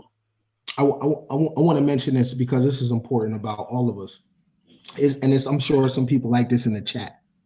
I like that we brought up Iverson because, you know, looking at that draft period, and it's a few players in there too, about talent, the talent and hard work. Now, AI was a dude that he played football and he played basketball. Yeah. And he was so ill that he did not have to practice for real. He didn't. He was one of those dudes in the hood that don't got to play ball all year and come out in summer league and bust ass in boots, in Timbs, right? You just got it, right? Kobe had a rough start. Kobe shot 5 air balls in that Utah series, right? Kobe failed, okay? You know what I mean? He had his breakout year, the 2000 when they won the championship. But, you know, he was 21, 22 at that time, about to be 22. But he didn't get off to a fast start like AI did. AI got off to a fast start, won Rookie of the Year. You know, that crossover you see on Jordan, that's his rookie year. That's what a lot of people don't know. That's his rookie year. He won the Rookie of the Year that year. He put up numbers. He averaged 23 points that year, right? But he got off to a fast start. Kobe didn't. And one thing that about Kobe is he didn't jump the highest. He wasn't the fastest. You know what I mean? A lot of people did things better than him. But commitment to something and sticking with it and basically rising above talent. Talent is going to get you there. It's not going to keep you there. It's not going to sustain you. You're going to have to be able to go into another gear. That's what separates LeBron from his peers from 2003 draft up until now. LeBron is 35 years old. He doesn't really have a go-to move. You know, he's really a power forward that could play the perimeter, but he's a big guy. You know, and it's a lot of players more talented than him, but they don't work harder than him. And the Mamba mentality is so important because we have a culture that hard work is not the religion, right? It's about instant gratification, not putting in the time and developing talent, developing your talent and harnessing it and taking it further. AI wasn't out the league because he couldn't play no more. He was out the league because he didn't work hard and he wasn't good at making relationships in the front office. You know what I'm saying? His model was this: man, I'm not putting a suit on. Yo, for a advisor role, this is the only reason he's not in an advisor role of in the NBA or calling it, because he don't wear a suit. He's so real. And I get it. You could do whatever you want. But I'm saying that 96, that mentality, what was going on in 96 on the East Coast? Crack cocaine, right? Crack cocaine produced a mentality in the people that used it and in the people that sold it. That comment about practice, I ain't got to do nothing. That comment is a comment of a black male post-welfare state, post-crack cocaine. Because there was a time where you heard black males in America talk, it was about hard work. So the things that they love about Kobe technically is old school black male traits. Facts. Right? Right. He represented you could see his daddy through him. You know, hard work. Who can you see through? What you say? Who can we see through AI? Tupac. Yeah. Crack baby. You know, put that in perspective, y'all. That was the year the Pac got killed. Big got killed. So all of them people came into the league back then. That's how long ago we lost some rappers. God damn. That's crazy. You know what I'm saying? And the thing about Please it is, continue. And the thing about it is, this is the thing about it is again, AI my favorite player. And the thing about it is I used to sit with that suit thing of a person should be, right? Should be and ought to be able to dress how they want without changing. But that's not how the game works, yo. And the thing about it is, especially when you retire and you're in your second half of life, now you're in an advisory position. And if you can have access to young people and all you got to do is put a suit on, it's not about you, it's about those young people. But now you don't have the access to the young people because you don't feel comfortable in a suit. It's bigger than you. Your legacy lives not just in inheritance and life insurance for your children. Your inheritance lives in the people. So now you are ruining your second part of life. Remember, Kobe's Oscar is for children's, doing something for children, right? The Mamba mentality, the Mamba Academy, right? He was now touching the youth, touching the people, children, right? Yo, a suit, that's not my preferred thing to wear, bro.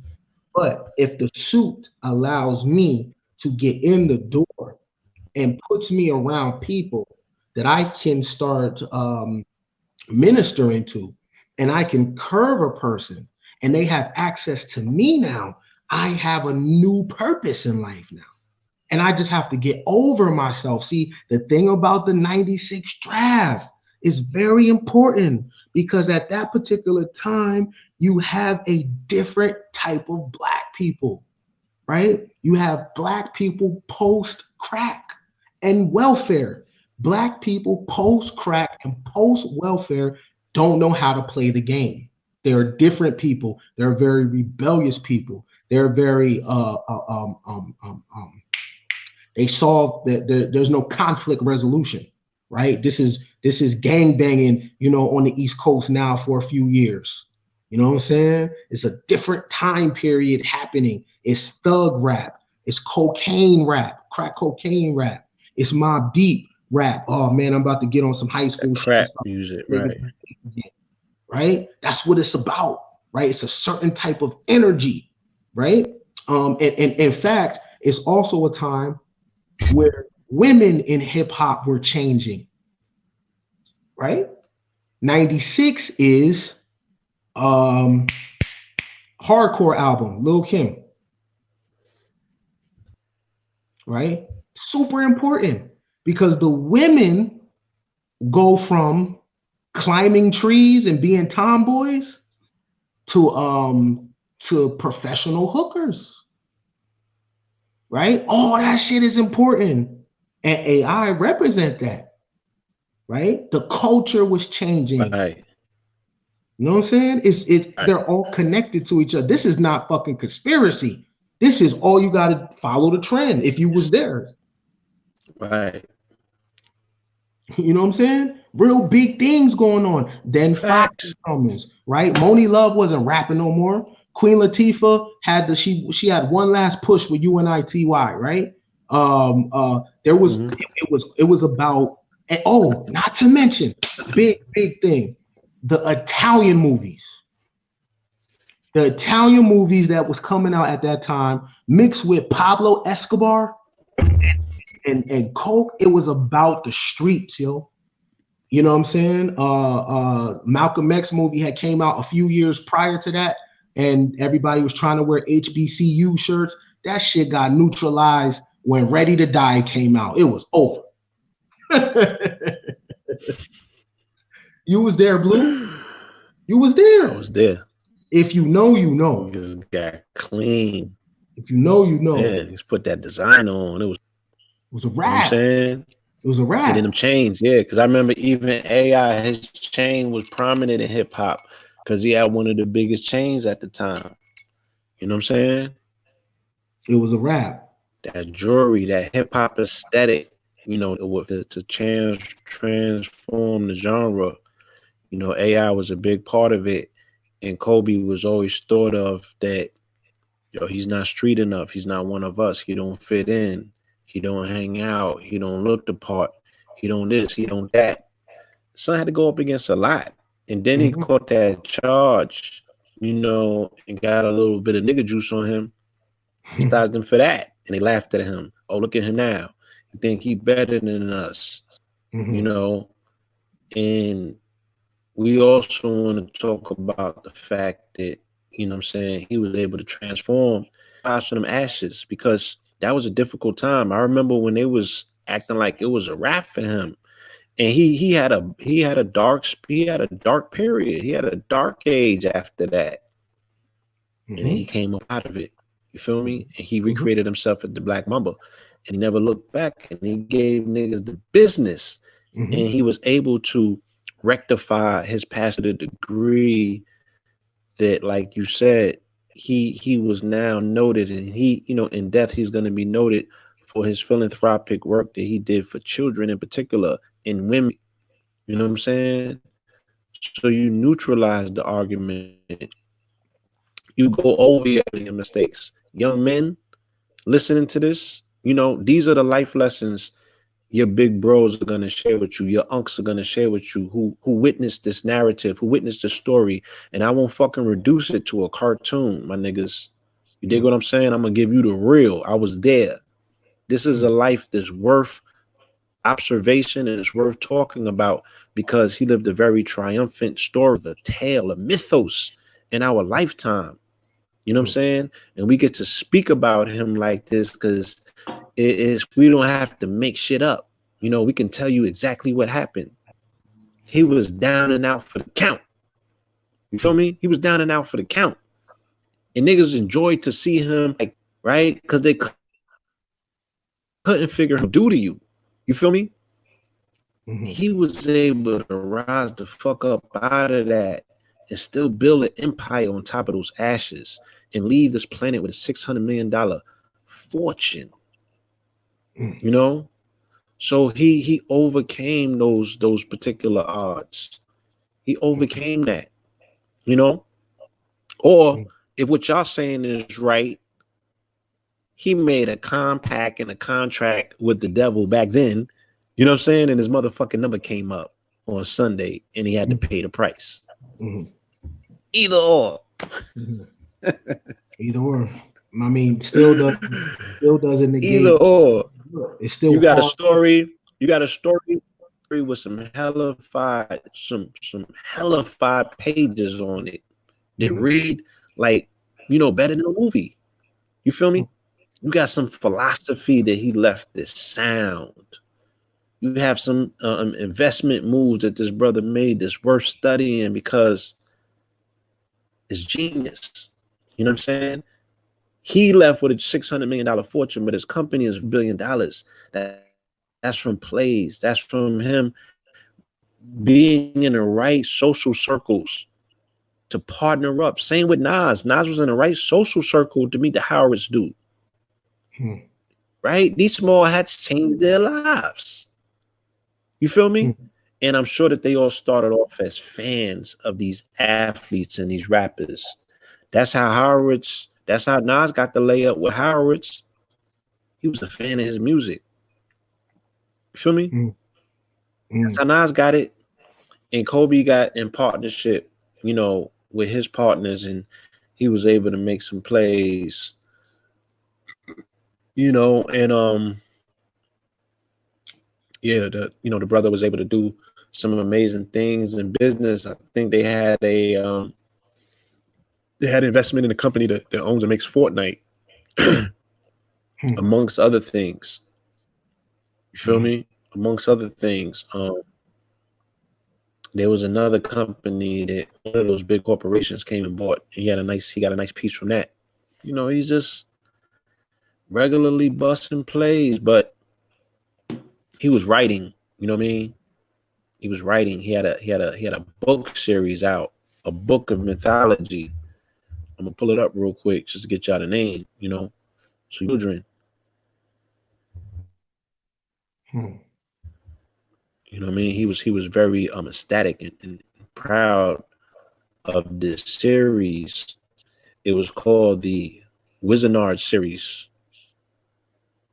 You know, it's called the Wizenard series, or the Wizenard, or the Wiznard, right? Wiznard series training camp. He has a book called Epoca, the Tree of Ecroft, Ivy Clare, and Kobe Bryant. You know what I'm saying? The brother was storytelling. He was writing narratives set in alternative classical world dominated by sports and a magical power called Guarana. You heard?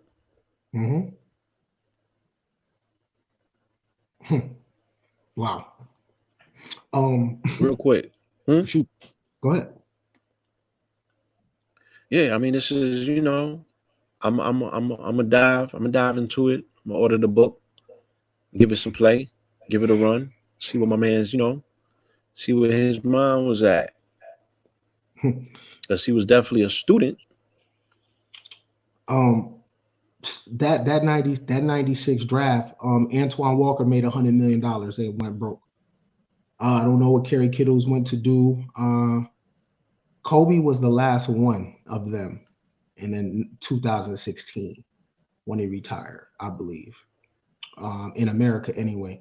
I think Marbury had wrapped up in China. Ray Allen retired already. Marbury was getting guarded. He was guarding in China, winning championships over there. Right. Now, oh man, that's also a lesson too about. That's also a lesson that, go where you're appreciated. Go where you're appreciated. Stephon Marbury, that's a great career. They have a statue of him in China. You know, he's God over there. Statue in China. You know what I mean? Chinese are people. And you know, he ended over here. It was gonna be on a sour note. Right, exactly. You feel me? If his career ended here, would it ended on a sour note? He jumped across the ocean and went over there and bossed up and won championships, and they built monuments to him. You know, he was able to meet manufacturers to make his sneakers affordable, you know, and bring that back, give it to the hood. I remember that. You know what I'm saying? He was He clapped very that Jordan philanthropic, hard. and he He was was going at Jordan's head hard. hmm? He was going at Jordan's head hard. He was speaking. Yeah, he was speaking social commentary when he came back, and I remember him on social media. Like he was utilizing that to get his message out, and it kind of shut him down because he was clapping. Yeah, Let he me was clapping. read the description of this book real quick. Shoot. This is the brother's this is his Minecraft, you know, this is his handiwork. You know, this is where he done post NBA, you know. Like I said, just in case you want to follow everything that the good brother has done. Epoca, the tree of Ekrof, world dominated by sports and the magical power called Grana. Epoca, island of the gods, is the story of two children, the lowly born Rovi and the crown prince, who uncover and battle terrible evil and discover their inner strength along the way. Epoca, island of the gods, takes place at the most elites in the land, where the best child athletes are sent to hone their skills. When Rovi and Prisha arrive, each harboring a secret about themselves, they begin to suspect that something evil is at play at the school. It's here. They must learn to master their grana in order to save the world from dark forces that are rising, right? So he predicted his own shit, right? He was headed to Mamba Academy, which is an elite academy for children athletes. So if the people are caught up in the cartoon conspiracy, want to edify his legacy, turn his book into a cartoon. That the cartoon dimension is what runs reality, right? Because it's not even mainstream media. In the video games, because now they telling me, huh? You lagging hard. Oh shit. You might need to refresh.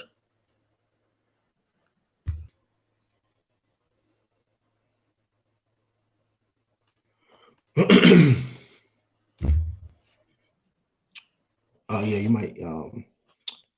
But yeah, Marbury went to China, yo. Go where you're appreciated. You know what I mean? And use people's lives. This conspiracy don't empower you, but you can use a move that a person makes and use that. You know what I mean?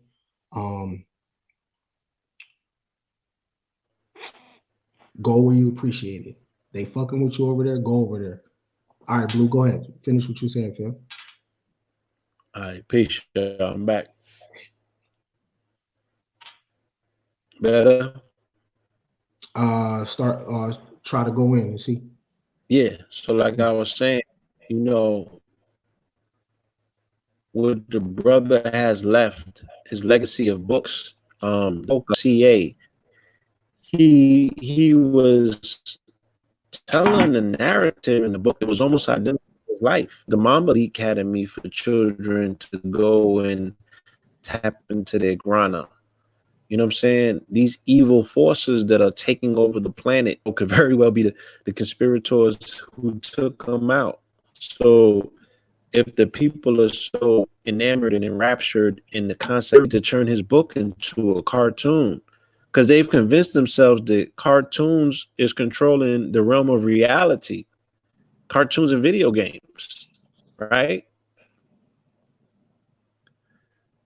Because now they showing me, you know, the coronavirus comes out of Resident Evil.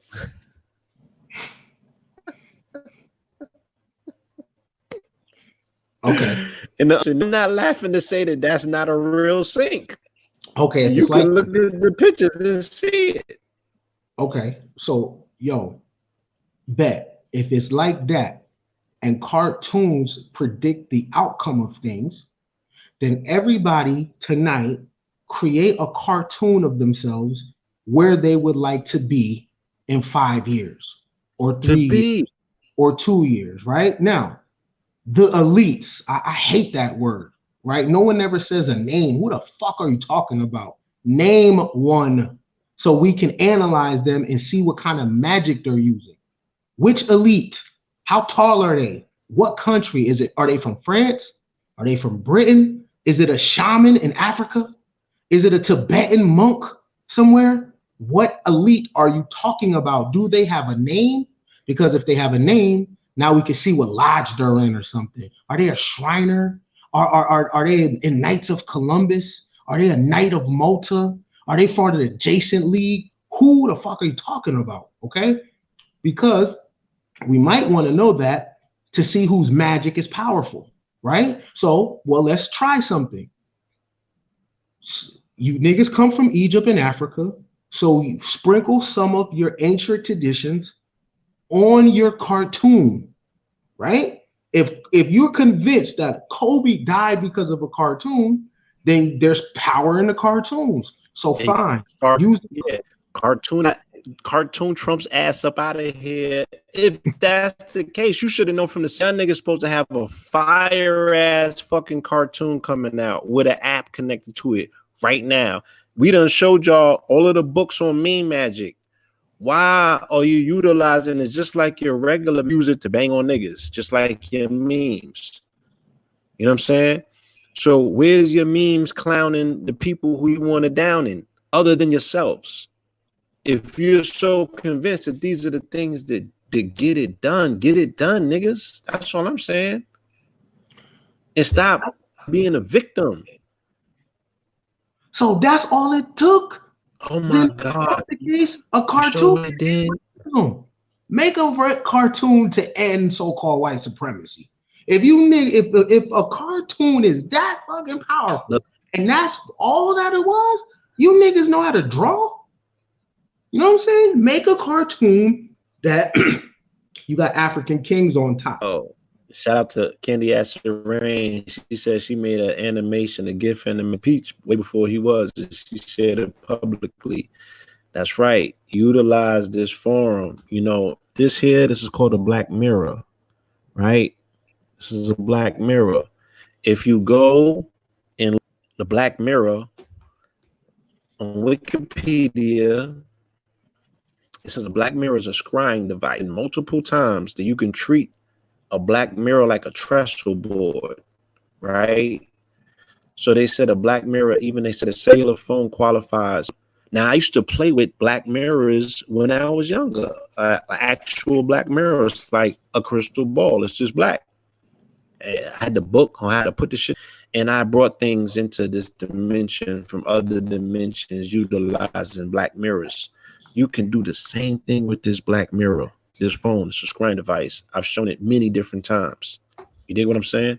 So niggas need to start becoming masters of the craft and utilizing all of that energy and that angst that you have to make some real shit implode on itself, to prove to yourself that your magic works so you can be effective out here and not irresponsible, right? Turning niggas that you don't like into toads and frogs and shit. Like, you know, get at your real adversaries, put some points on the board, get spooky and dangerous again.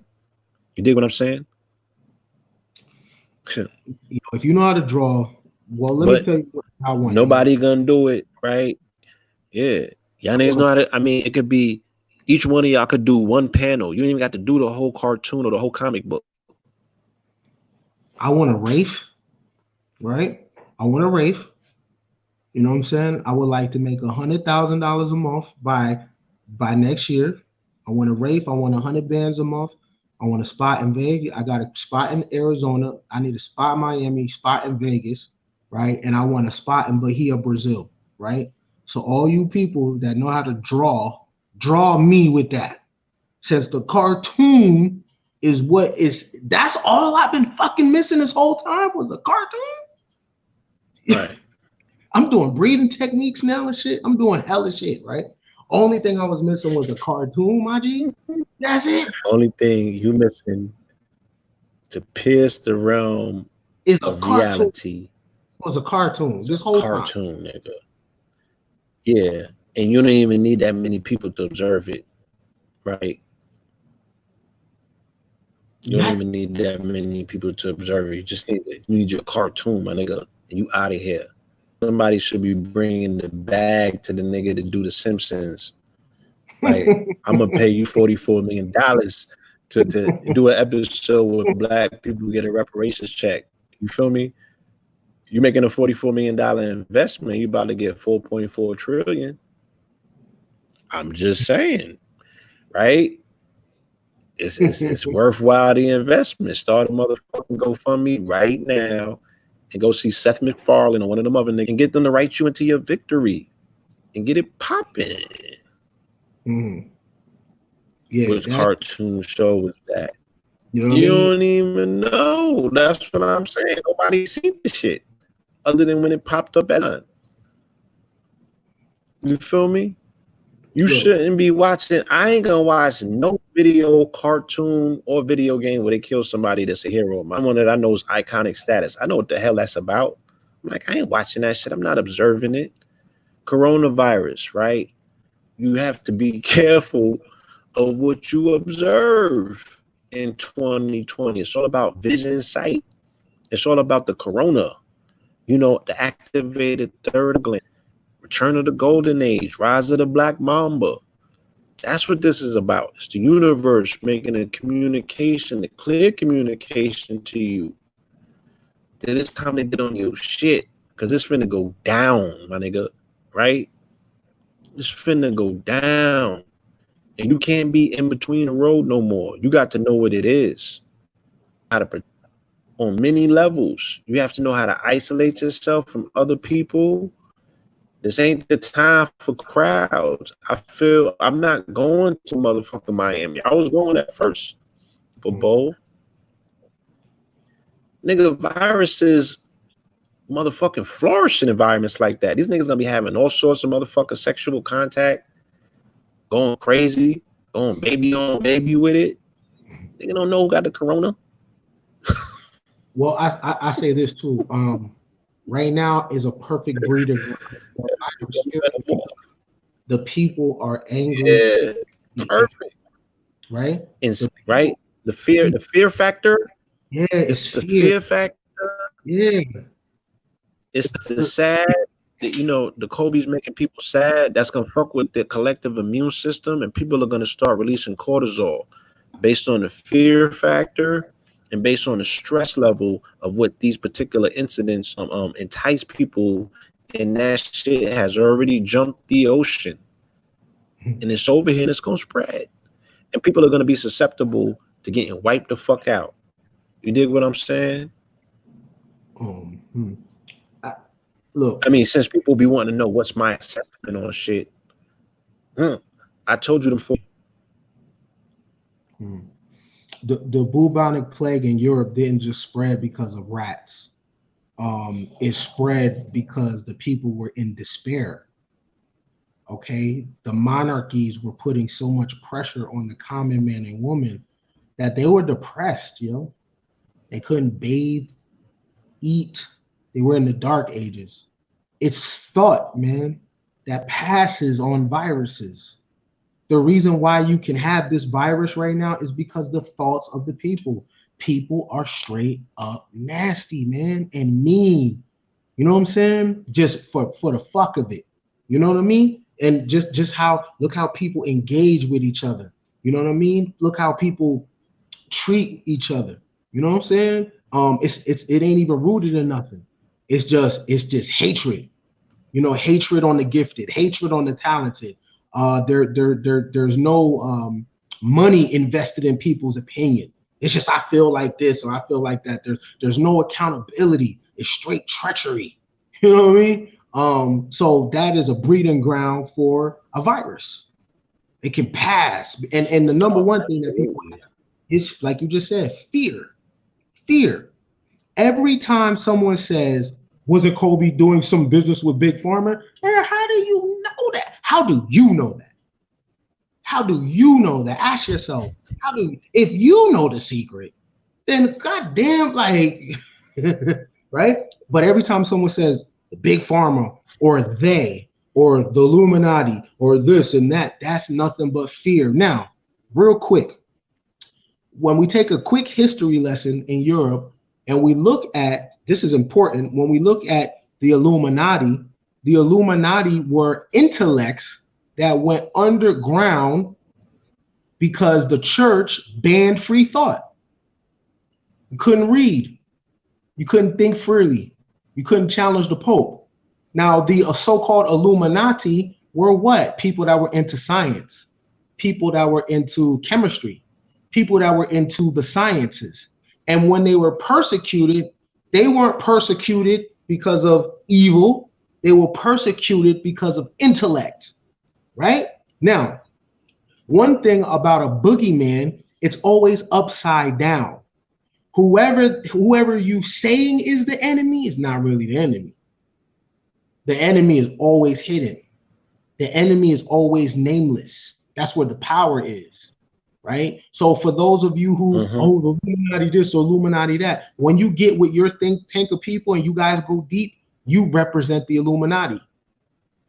When you are reading books that your family aren't reading, you represent the Illuminati, okay? It's a lot of propaganda talk with that, okay? But the original purpose of the Illuminati was to get away from the suppression of ideals and thought by the church. Kind of like right now, it's not necessarily the church; it's a group think. So you got people going underground in Facebook groups, in group chats, in forums to discuss different topics. You were trying to get away from the mainstream to what? To become enlightened. Okay, and even the flapple. Yeah, and what people might be a bad example, but yeah, I'm just saying there's genres and sub conversations that are taking place because they can't necessarily. So these ideas and these thoughts and these ideologies are being formulated in pockets, right, on the web. And Blue, people are confusing. They're confusing Illuminati with Masonry, right? They're blending them shits together. You know what I mean? They're just throwing shit on the wall and hoping it sticks. Because the bad thing about, even though we're in the information age, people aren't studying, bro. People hear one thing for 10 minutes and take that 10 minutes and go actually spit that shit in a comment section. They don't get a book to cross-reference that what they just heard. They don't look up what that term meant. They don't look up the etymology. I don't need to. I just, this 10 minutes is sufficient enough. I got it. I'm ready. Let me get at him. And now look, back to that 96. Also, what was key about that 96, and this is why I believe that collectively the community looks the way it does. The nation of gods and earth was strong in 96, from what I remember. Facts. And I'm talking about the righteous element of the nation of gods and earth. What I remember is people studied, yo. You studied, yo. You know what I'm saying? Like and you had a language with your study. You know what I mean? And you felt your confidence derived from the time that you put in your studies. You know what I mean? And it was underground too, right? It was more, it had a meaning to it, right? So that 96, the reason why that's also important, because after that 96, from what I remember, it started dying after that. It started really going downhill, my nigga. You know what I mean? And the nation of gods and earth, that Illuminati talk, that's old. That's old as shit. The Bilderberg Group, the Trilateral Commission. It went out, it kind of went out of style with Wu-Tang. So, right, because Wu-Tang put it on like a robe. So wherever Wu-Tang went, it went with it. However high Wu-Tang would go, that's how high it would go. So when that shit got kind of eclipsed by materialism and the embracement of Yakub's great creations, he's like, what do I need this shit for? I'm about to be Roman. Fuck out of here. You know what I'm saying? Let me try this shit out. And that's where we at to this day. So those two things couldn't exist. They couldn't coexist. The energy from the 5-pointer star got eclipsed by the energy from the 6-pointer star, you know, and that was brought forth by the bad boy era, you know, in the Roman Catholic children, Biggie Smalls and Puff Daddy. You dig what I'm saying? So yeah, that was an intimate era, and the information kind of went by way of that as well, because they left a lot of people scratching their head. And for the people who they had newly introduced it to, they was trying to wrap their minds around it and grasp these concepts, this new language. And remember, hip hop, you have to, in order to express it, enjoy it, and participate in it, you had to know the lingo. Mm-hmm. You feel me? Mm-hmm. What the hell is a UFO head? Man.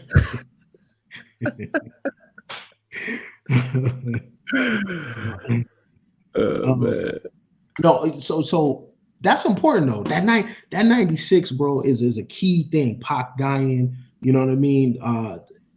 AI being the first pick, Kobe number 13. But from what I recall, let me see. It was written, came out in 96. Ready to Die, no, Life After Death came out 97. 97, yeah. 97. Okay. After Ready to Die came out, I don't really recall. I think I remember like a Killer Priest album after that, Killer Army, some shit, but I don't really recall a lot of God body talk. They sucked the oxygen out of that. Okay, I thought so. Yeah, everybody did. The Like I reason said, why 97 was Wu-Tang Forever. Wu-Tang Forever, right? Mm-hmm. And Okay. I mean, you know, people speak about it like it was a commercial success. I was in the streets and it didn't impact the same way. Right. And that kind of like signaled the beginning of the end. And then, like I said, they had got stunted on at Summer Jam by Puff, by the bad boy niggas, because they try to take a shot. And then they got, you know, Son leveraged his hand. You know, he had Hot 97 in his pocket. He made to make a decision that night. And they went with Bad Boy. And, you know, once they lost ODB, it was a wrap. Did Jay drop In My Lifetime Volume 1 in 97? That was that would be the second album to follow up. Yeah. Yeah. That came. Yeah. Okay. Just making Because I'm sure. saying what Reasonable Doubt came out in 96, right? Right, but then he dropped every year. Well, he dropped. It would have, because he dropped right after Big died, and Big died in March. Okay. So he dropped not too long after that. He dropped every year.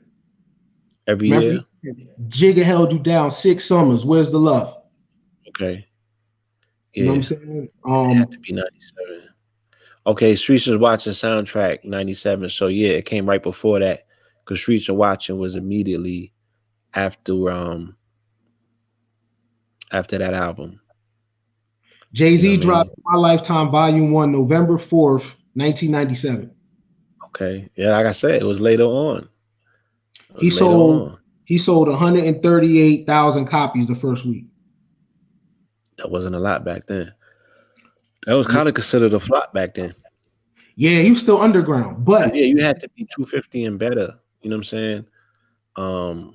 Yeah, he was still underground. That was still on priority. He hadn't got the Hard Knock Life Def Jam, you know, situation yet.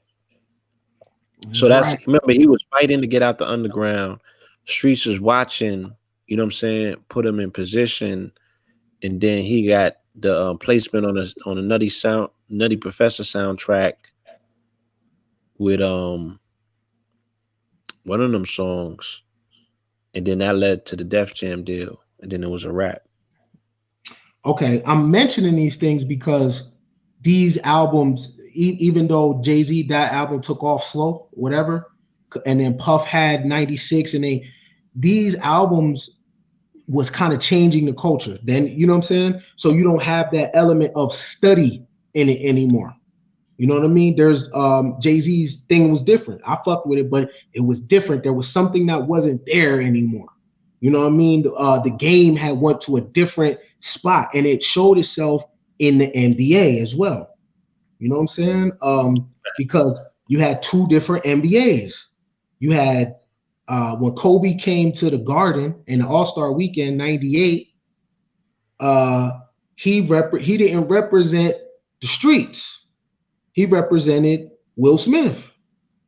AI represented Pac, Jay-Z, not Wu-Tang, not Wu-Tang. Pac, Jay-Z, Big, Streets, Mob Deep, that drug narrative. dealer rap. You know what I'm saying? Like real cocaine crack rap, right? So and that era is important, bro, because that changed the NBA, right? And Kobe got sandwiched in the changing of the NBA. You know what I mean? He was the so-called good boy. Matter of fact, it's funny. The rookie year of AI and Kobe, AI had went to Cali. He went their first trip to LA. He went to Cali. And you know, these players know each other from AAU days and all that. So they build rapport for years. So he was like, yo, what you gonna do tonight? AI was like, I'm gonna go to the club. Where did Kobe say he was going? To the gym. Right? To the gym. And when you hear the people talking about Kobe, it's people like Jimmy Fallon, who met him when he was 17, right? He's approachable. He speaks multiple languages. He's into poetry. This is what he said to Jimmy Fallon, dog. He's into poetry. Of course, he listened to hip hop like everybody else, but he was different. He was married early in the game. You know what I'm saying? He was different. You know, he was different among his peers, and that's why when you fast forward and look at the outcome, whose outcome looks like his. Now, there are NBA cats that did well in business for themselves. Jamal Mashburn, Anthony Hardaway. They did great in business. I'm not talking about that. I'm talking about the mythos. You know what I'm saying? You know what I mean? AI, my favorite player of all time, he has an earthly value, and that's great. Kobe Bryant has a messianic value because he died with a philosophy, Mamba mentality. That is the number one rule of icon. You have to have a philosophy. Nipsey Hussle, the marathon continues. Facts. You have to have a Einstein, E equals MC squared. You Theory know, of relativity, right? yeah, we know know ideal. right. Malcolm X is known by any means necessary. Right. You know what I'm saying? Martin Luther King is known from the I Have a Dream speech. These are the things about icon. Barack Obama, whether people like him or not, what? Change. You have to be known from an ideal and then from a symbol. Nipsey Hussle has what? The all money in symbol. Malcolm X symbol is him looking out that window with that AK. Mm. All right, right? yeah. Somebody just put the numbers up right here. If y'all want to really get into some conspiracy, right? Look at his uniform numbers. 33, 44, 24, and 8. So if you look at the LeBron score, it was 33, 6, 44. So that's 33 and 24 in the middle. And then you got your 44 at the end. You know what I'm saying? That was part of the conspiracy as well. You know, that when he hit, because he didn't necessarily, that was his last text or Twitter or tweet, because LeBron hit that point and passed him because he was 36, 30, what was it? 33, 6, 43. And LeBron hit 33, 6, 44 and eclipsed them for third place on the scoring title. So that signal is death. That's when the motherfucking alarms went off and Illuminati gathered all of their, They couldn't take it no more. memes, they're like, yeah, we got him frozen at 4. It's time for him to go because we got Zion in the game and shit now. Right, So right. yeah, it's a bottleneck of greats. All these niggas are still alive. We ain't killed Bill Russell off yet. Dr. J's alive. Magic Johnson, Larry Right, Bird's still here. Shit, right. Magic's still alive. This nigga got AIDS.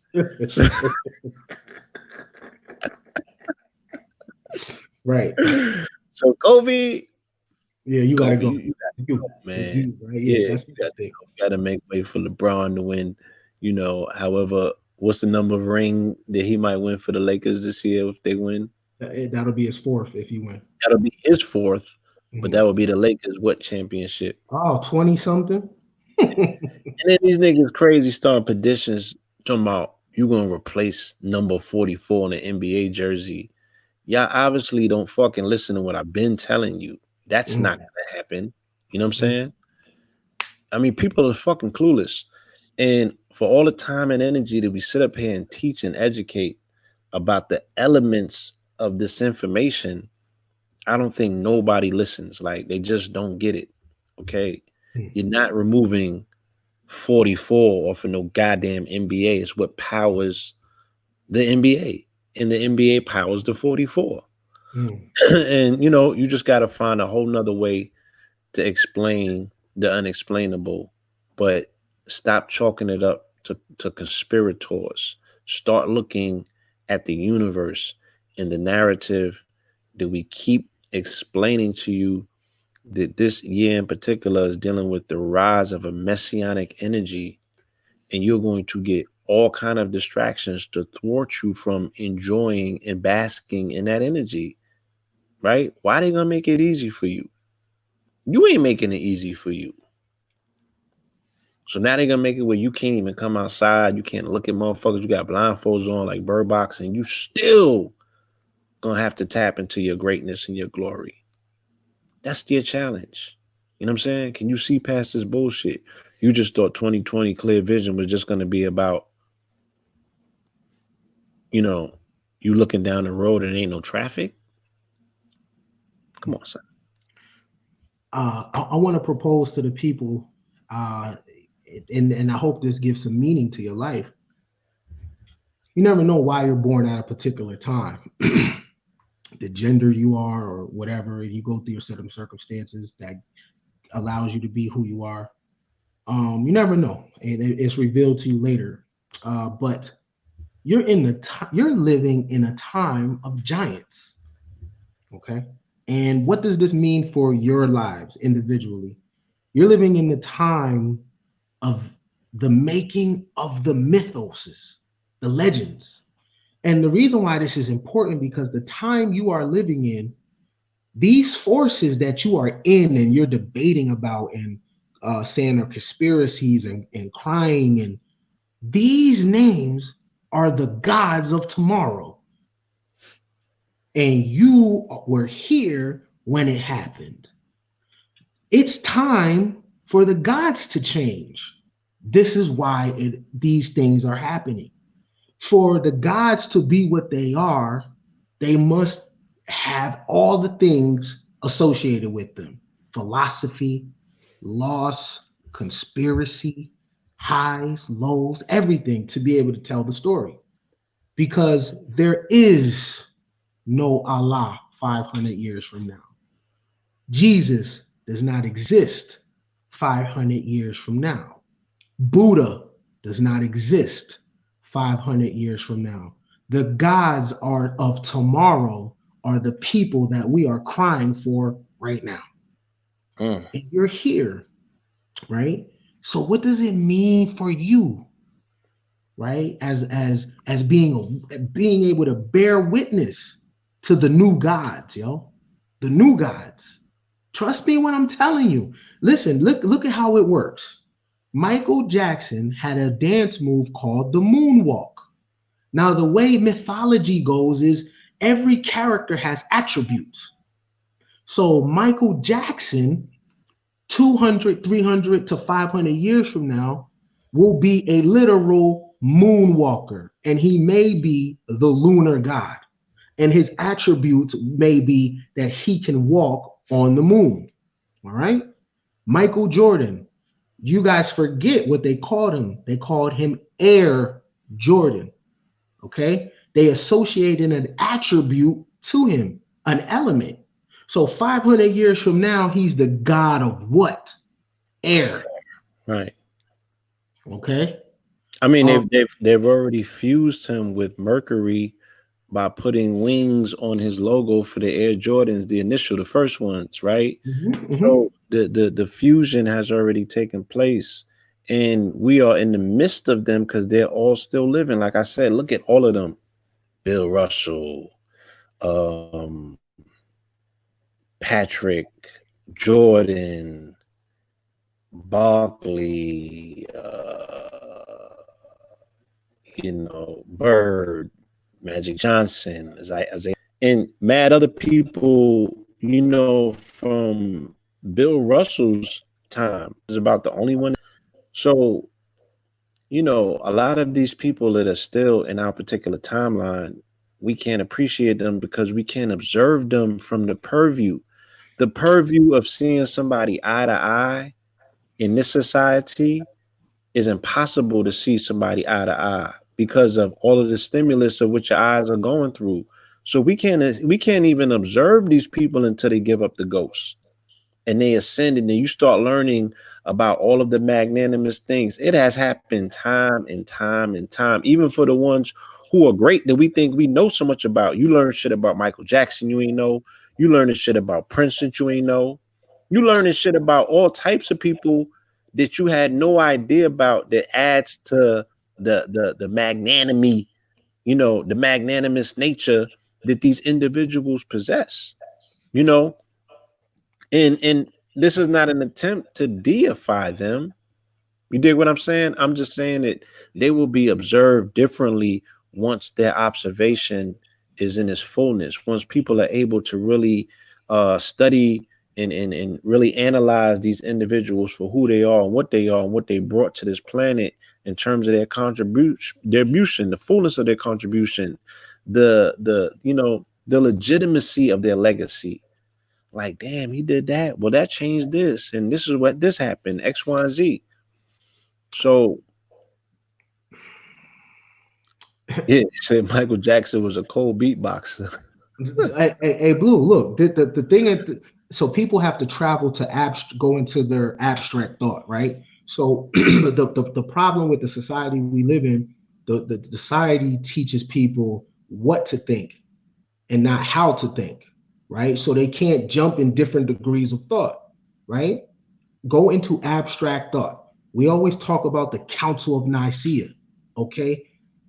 Before Jesus became the dominant deity and Christianity came the dominant philosophy, it was Zeus, it was Dionysus, okay? It was God, Athena, right? It was all these gods, right? Now, what happened?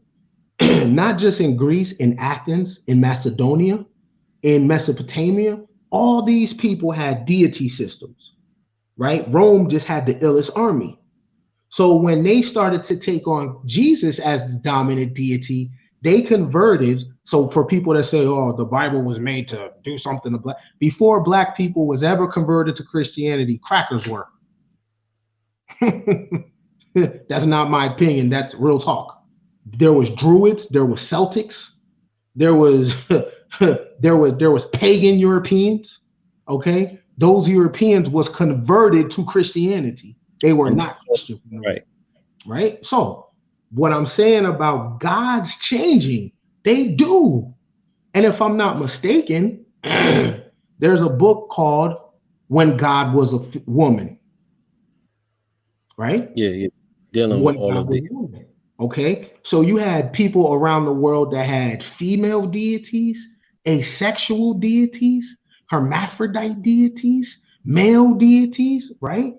I got a book that I haven't started yet called Phallic Worship, and it's about male-dominated deities and how when male deities became the dominant deity, it threw off a lot of shit. So what I'm saying is maybe it's not a Kobe or Nipsey Hussle or whatever. Maybe it's other people, but I promise you, if we might not be alive to see it, but the gods will change. They always do. But it's a good indicator of to see how people feel right now. People in China are crying about Kobe Bryant all over the world. So listen to this, Blue. Kobe Bryant is known by over 1 billion people. That's a quarter of the planet's population, my dude. Mm. 1 billion. That comes out to like one out of every 3 people. Look, it changed the weather. It changed the weather, and I was in Atlanta. It got gloomy in Atlanta. I was speaking to somebody in New York. They was like, yo, I feel like all the air just got sucked out of the city. The shit got gloomy. When I was talking to you, it was raining, overcast. You know what I'm saying? Mm-hmm. Mad people in their areas was just like, yo, this shit changed the weather. Like the whole weather done changed up. You feel me? Mm-hmm. That's that deals with the weight of thought. You know what I'm saying? Collective thought. You almost form an egregor over your city because people are lamenting. You know what I'm saying? People are feeling sorrow. People are opening themselves up and making themselves susceptible as well to all of this other stuff that might be going on and getting downloaded. But nonetheless, people have to mourn how they mourn. Um, I just want to move people into another place where we don't miss the opportunities to celebrate the life and the legacy. These 72 hours are so instrumental Mm-hmm. in our ancient days when we were dealing with funerary rites, you know, in the soul's progression into that next stage. That the 72 hours was just about everything. So, people are hurt and people are gonna hurt, and it's tragic. Loss of life is tragic. Loss of his life plus 8 others is something that, you know, that's a dent. You dig what I'm saying?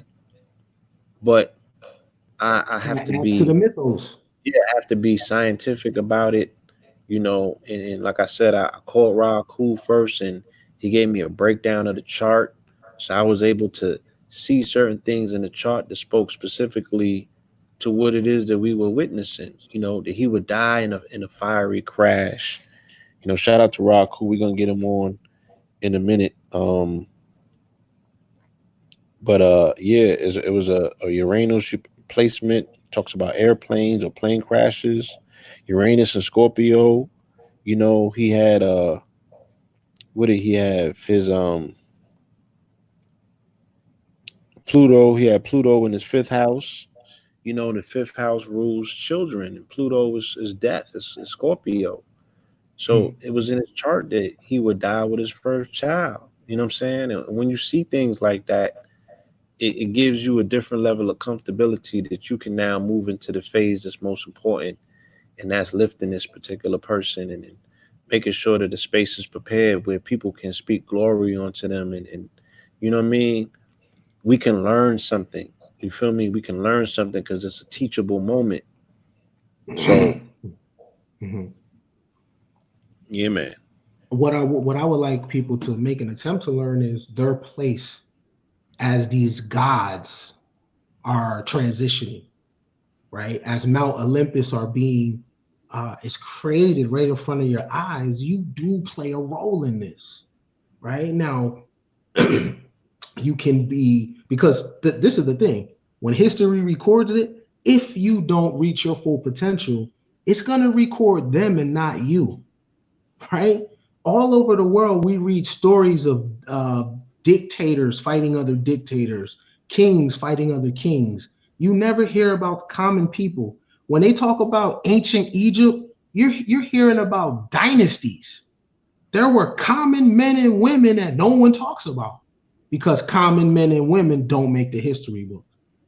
Sorry. That's just the way it is. So when the gods are being created, what is it that you're going to do to make your imprint in history? because it's like the scene in Troy. No one's gonna remember your name. And as you see right now, it's all about name. The body means absolutely nothing. It's about the word. In the beginning was the word, and the word was with God, right? The word is everything. So what you can do is you can write your journal. Maybe you won't be a president. Maybe you won't be a king. Maybe you are a common man and woman. That's fine.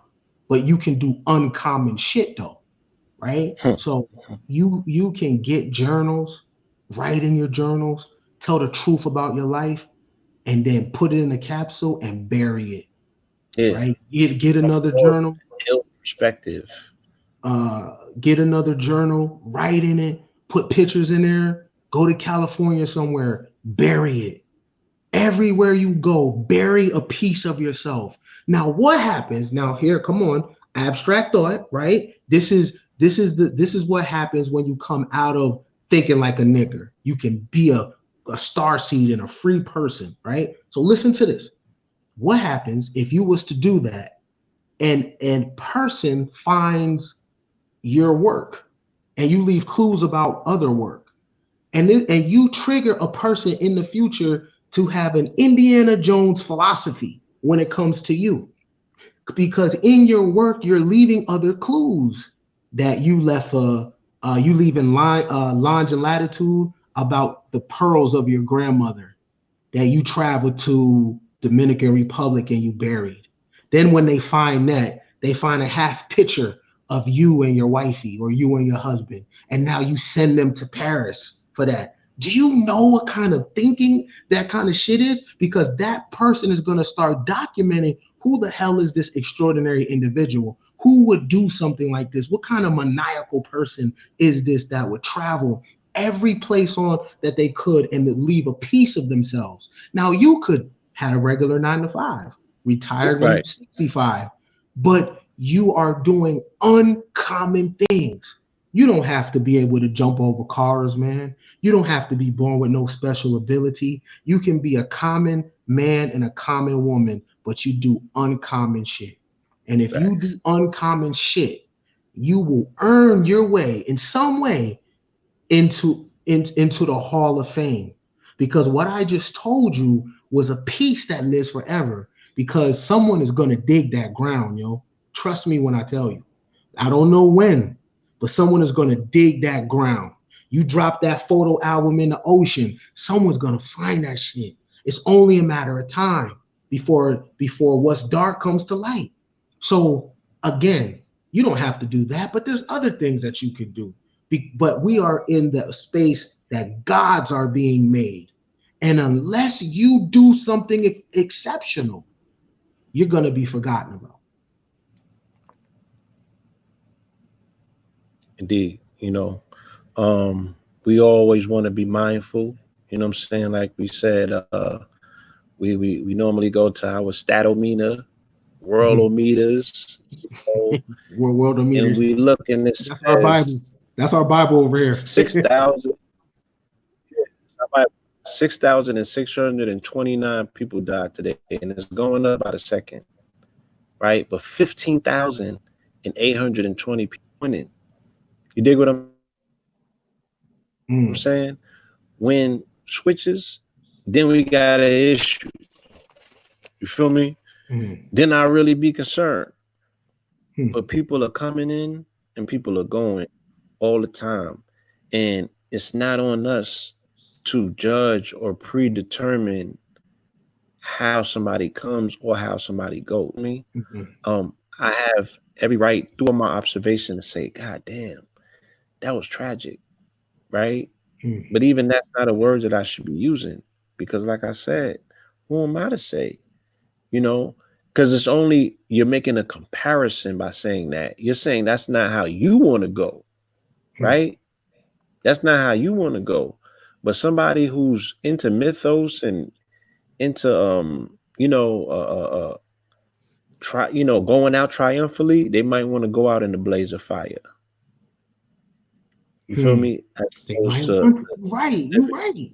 Years old and dying as an old man, living long enough to become a villain. You know what I'm saying? Hmm. You might want to do something different. So I can't really say. I can only I'm speaking from my own personal observation when I say, man, that was effed up. You know, the daughter might not want to even live anymore if her daddy wasn't here. You know what I'm Hmm. saying? Hmm. That Damn. might be that might be how that was intended to go and intended to be. And we don't know what's gonna blossom out of that. But again, that's us looking for the meaning in life. And that is some shit that people with a whole lot of time on their hands get into. You know what I'm saying?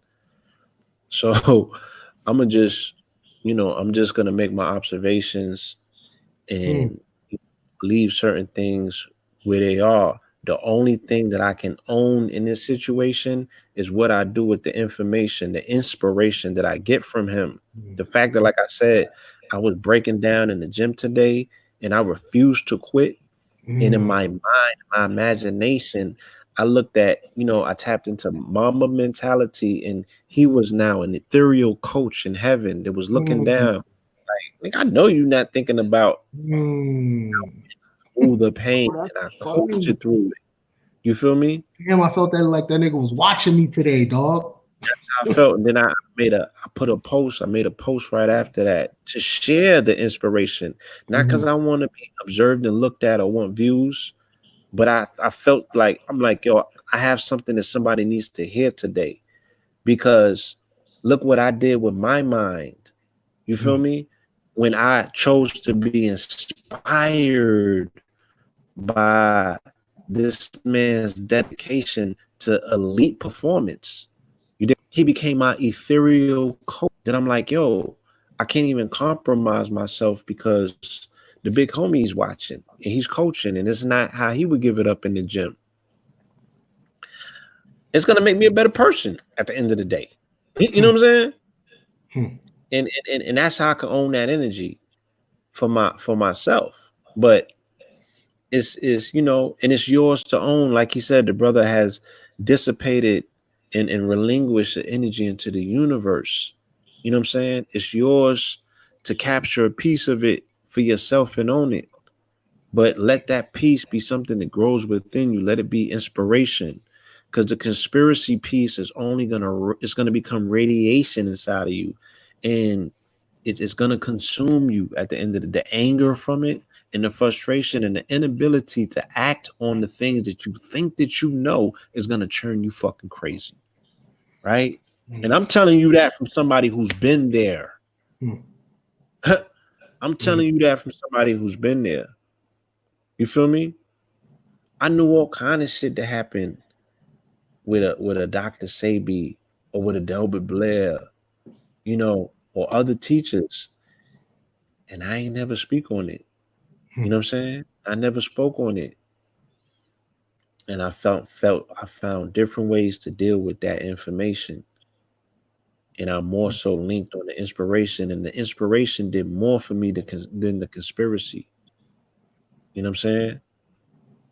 The inspiration did more for me than the conspiracy because it was a life lesson. And it was like, oh, that's all I needed to see. You have to observe things sometimes so you can get a full grasp and understanding of what's waiting for you out here. You Hmm. know what I'm saying? Hmm. Motherfuckers will kill you. They will kill you to step over you to get to some shit that they think that you got that they can't handle when they get to it. Yo, Blue, you know what? And man, this is important. This is important. Today I audited myself and I'm like, damn, okay, I'm 36, 2030, I'll be 46, 2040. I started looking at my numbers, right, on my life. And I made some money in my life, you know what I'm saying? I had some baddies in my life, I've been places, had luxury cars and stuff. I got books and shit. And I had to ask myself, is this the best that I'm doing? Right? Is this the best that I'm doing? Have I maxed out on everything? And I was like, hell no, right? Like I said, I felt like the nigga was watching me today. Like, nigga, go in, right? And And I had to keep it honest with myself. And I was like, damn, how much time have I wasted? right? How many workouts have I missed? How Let's many be workouts real. this, bro? How Many many? excuses have I made for myself on Yeah, mornings when I know that I needed that extra umph and push to get into the gym so I could leave it all on the motherfucking floor and I held it back? I had to be honest with myself. right. Look, hold on, time out. That part, but okay. All these, we count white people's money all the time. The elites or they or whatever. They're working harder than me. So you mean to tell me these people got land, oil, natural gas, coal, diamonds, all the guns, right? All the power, all the rockets, you know what I'm saying? All the cattle, all the factories, all the infrastructure. This is what people say, right? They got all that shit and they work harder than me. That's such a slap in my face, my dude. In the Bill Gates documentary, he was traveling with 14 books, reading all of them at the same time. He's a billionaire. He works harder than me. He's trying to solve third world sanitation. That's his problem. He works harder than me. Elon Musk is sleeping on the floor at the office. Still, he sold PayPal for 100 and some million. He did Tesla. He's working harder than me. Yeah, he finna go to space. He, right? Yeah, What that's kind gonna of take dream some do I time. got? Yeah. You know what I'm What your saying? dreams Like, look like? like now I'm at the point because for real, bro, I consider I already won already because my son has a way different life than me. So I'm on post life now, right? My son is good. He doesn't know the shit that he's good. He's innocent. He's never seen the shit that I've seen. And if your child is totally different than how you grew, you won already. I won, right? If my child was born in an environment with love in him, I won. Now it's max the fuck out. This is not the best I can look. This is not the best I can do. This is not the, I only know one language out of how many languages in the world? Kobe was known to have three, then spoke Slovenian to Luka Doncic. No one knows he knew that. He told Stephen A. Smith, I'm working on Mandarin and German. And he told him, he looked him dead in the face. You know me, you know I'm not playing. So he was still pushing it to the limit. But he's 600 million up. I got a small life insurance policy. I'm not ready to die. You know what I mean? My peoples ain't all the way. They gonna burn through that. That ain't what I got. Ain't enough, right? It's not enough, and that's what Mamba mentality is to me. To where I gotta look at myself and be honest and say, is this your best, man? I don't give a fuck about no conspiracy theory, man. I'm in the me business. I don't give a damn about what nobody else is doing. I don't care what nobody else is talking about. You know why? Because that's not gonna let me max out, right? It's like this. It's tunnel vision, right? Because if you got to look at your life when you pass away and you know that you left shit on the table, bro, how can you transition with a heavy heart? You know how in the movies or cartoons, people die and they put your heart on a scale and put a feather next to it. You need to be lighter than the feather. That's a concept. You don't want to die with a heavy heart.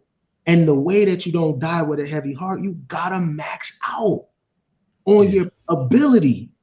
You got to get it all out. You Don't gotta get die, it all out, yo. out. You don't die with no book in you. You know what I'm saying? Don't die with the woulda, coulda and all of that, because that's gonna fuck up your transition.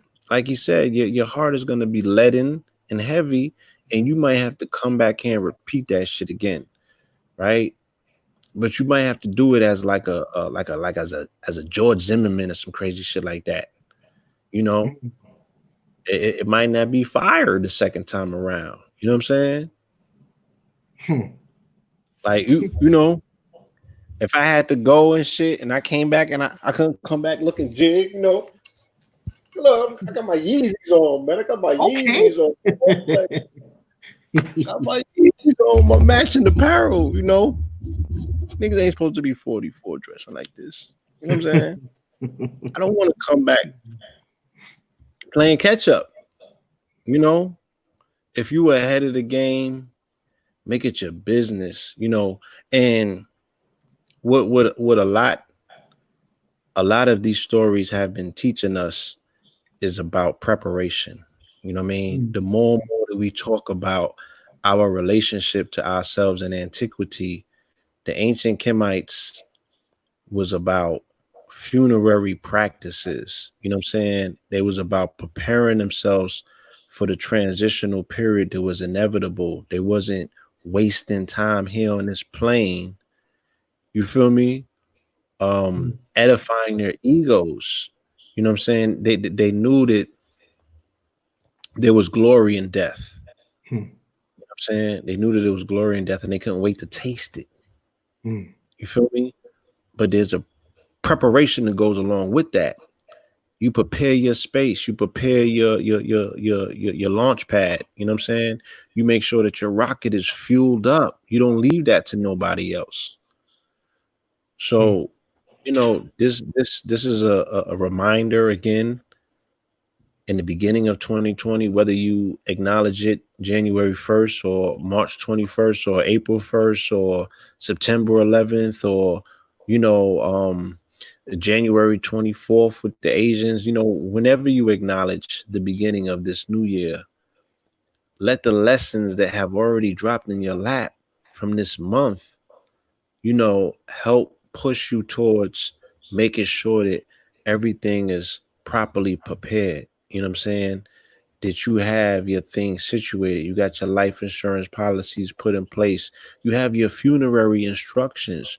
Who you want to speak at your funeral? Where do you want to be buried? How do you want to be buried? Who don't you want to come to that motherfucker? Because everybody should not have access to your body. That's You called know? a advanced directive, everybody. You know what I'm saying? Do you want to be taken off life support? You know what I mean? If you have children and say you are separated from the or not even separated, you if something happens to you and the spouse, you don't want a custody battle to happen, right? And it can. They have a mother, they have a father, they have grandparents. You know what I mean? So what you need to have in writing is what you would like to happen in case of your demise with your child. Okay. And you don't have to be rich to have an estate neither. If you have books, that's an estate.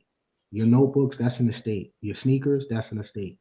All the things you have is an estate. Okay. So what do you want to happen with that? You know what I mean? And a lot of times we don't handle our business. That's just it. Like, you know what I'm saying? This is why we don't have time for conspiracy. But real quick, Blue, before we end this, I want us all to do something. I know I'm gonna do it, right? I'm going to close my eyes. And if y'all could do it too, that's what's up.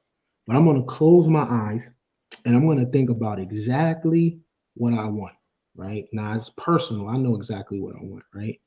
And what does that look like, right? What is the time frame of that, right?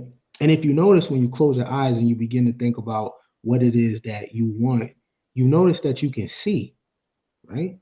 And it's a very interesting thing because your eyes is closed, but you can see though. So this is where we make preparation right here because I can see everything, every detail. I can see people's face. I think I could even smell it, right? I can even hear the traffic, right? Where do you want to live in 3 years, 5 years? You know what? We're already in to a month in this decade, right? Where you want to be 2030, 2040? What if you got 40 more summers left? What do you want your life to look like? And with the way modern medicine is, and with the way science is, you know what? 70 looks a little different in the future. Mm-hmm. Where you want to be, what you want your kids to do. How is your son going to make money? Is he going to be laying up on some woman's couch? Is your daughter going to be thirsty for a man to save her? What do you want your kids to be doing? Your grandchildren, right? Can you see yourself alive? Can you see yourself winning? All right. And if the answer is yes, now I want you to imagine yourself putting in the work, right? Because the destination is super easy, right? It's the process. It's really not about the money. It ain't about the house. It ain't about the cars. It ain't about the women or none of that.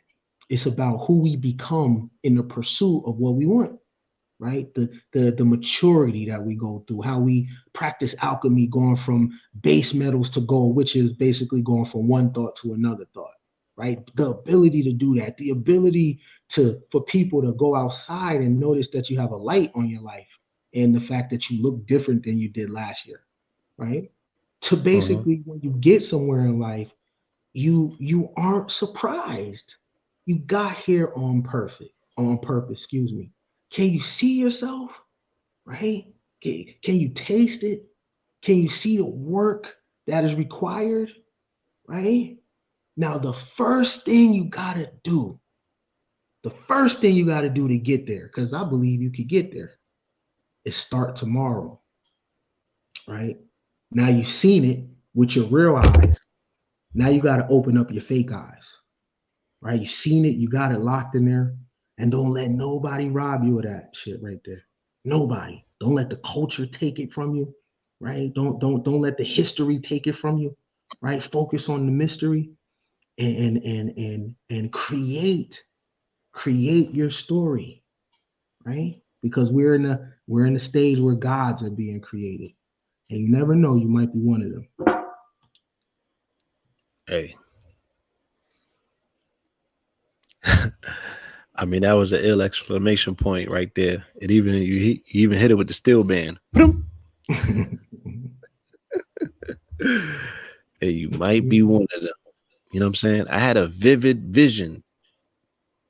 It was very detailed. I Man, appreciate I that. can see it. I can see it. I can see it, bro. I can Like I can see it. see this. I can taste it. You know, it's well lit. I get it. You know, and it's mine. I'm claiming it. You feel me? And this is what I'm working towards. And every step, every time that I accomplish a regimen and get up a minute extra early to get to the gym and stay in the gym a minute later, you know what I'm saying, and leave it all on the floor, I'm preparing myself for supernatural success. You know what I'm saying? I'm preparing myself to have the fortitude and the wherewithal to carry this vision into full labor, into full fruition. And that's what it's going to take. So this is the training ground. This is where it starts. You know, this is the tilling of the soil. You Mm, feel me? And prepare in preparation for the planting of the seed. And then before you know it, the harvest will be here. mhm, And this is what the work entails. You mhm, feel me? mhm, And I noticed that if you trust in your own process out there, it can happen for you as well. You know? mhm, And that's that. mhm, mhm. Right. Yeah, man. Mama mentality leads to the victory lap. You know what I'm Hmm. saying? Mhm. Mhm. And yeah, man, life is short, man. Go for it. Go Just for it. go for it. You know what I mean? You know what I mean? Ken Billions wants money. That's my shit. I want paper. Someone else might not want papers. They might want travel. You know what I mean? Go for yours. Each man and woman has their own pursuit. It's not better. It's not less or nothing. Yeah. It's what you want. You know what I'm It's saying? it's it's, it's what's It's what for you want. you. It's And the what you planet want. is big enough that it can house you and what's for you. And I shouldn't be getting in the way of that, nor should anybody else. Right. So I respectfully, respect your decision, whatever that should be. You know what I'm saying? That's for you. Um, the thing of this for me, if it's inclusive of you, you'll know about it. Hmm. Trust me. Hmm. And I, we don't we what I don't think is wise is someone else's pursuit. Look, I believe in do what thou wilt, but do no harm. Right? Do what thou wilt, but do no harm. And do what thou wilt does not mean perversion. Do what thou will means if you want to love and live fully, do it. Do what thou will. You want to give charity, do it. You know what I mean? You want to feed the birds, do it. If you really want to move to West Africa and get out of the United States, do it, yo. Like Sonny said in Bronx Tale, nobody cares. Nobody cares, though. You know what I mean? Nobody cares. Just do it. Just do. You know what I mean? And people That's have not to a get, Nike commercial. people have to get in the comfortable space of allowing people to be. Yeah. You know Yes. what I mean? And it's real interesting that we mind everybody's business and we call people sheep and this and that and this and this. Yo, what people consider woke to me, that ain't woke. And if my pursuit is what gets my heart pumping and I'm being the best me, but I'm sleep, then I'm a sleepy nigga. Cause I'm going for that shit. That's for me though. That's my thing, right? That's my thing. You know what I'm saying? Everybody got to catch up with their own kind. Because we brown skin, you're not my kind. My kind are those that I happen to see on that pursuit with me. If I look over and you right there, and I look over and you right there, or you might be in the back of me, or you might be in the front of me, you are my kind, and I am your kind. If I don't see you on the same thing that I am, then I know you not. Get behind me, Satan. I don't know you. Not my peoples. My peoples are going for the same shit I'm going after. You know what I'm saying? It's not just money, it's with children, it's with everything. Lifestyle, right? I go off who behaves like me, not who's brown skin like me. Who behaves like me? If you behave like me, you and I, same.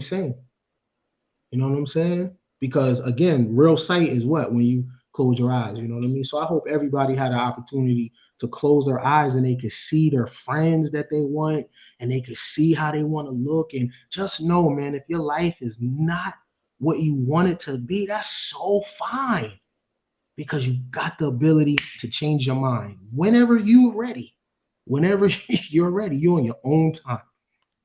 You know what I mean? But life got a funny sense of humor.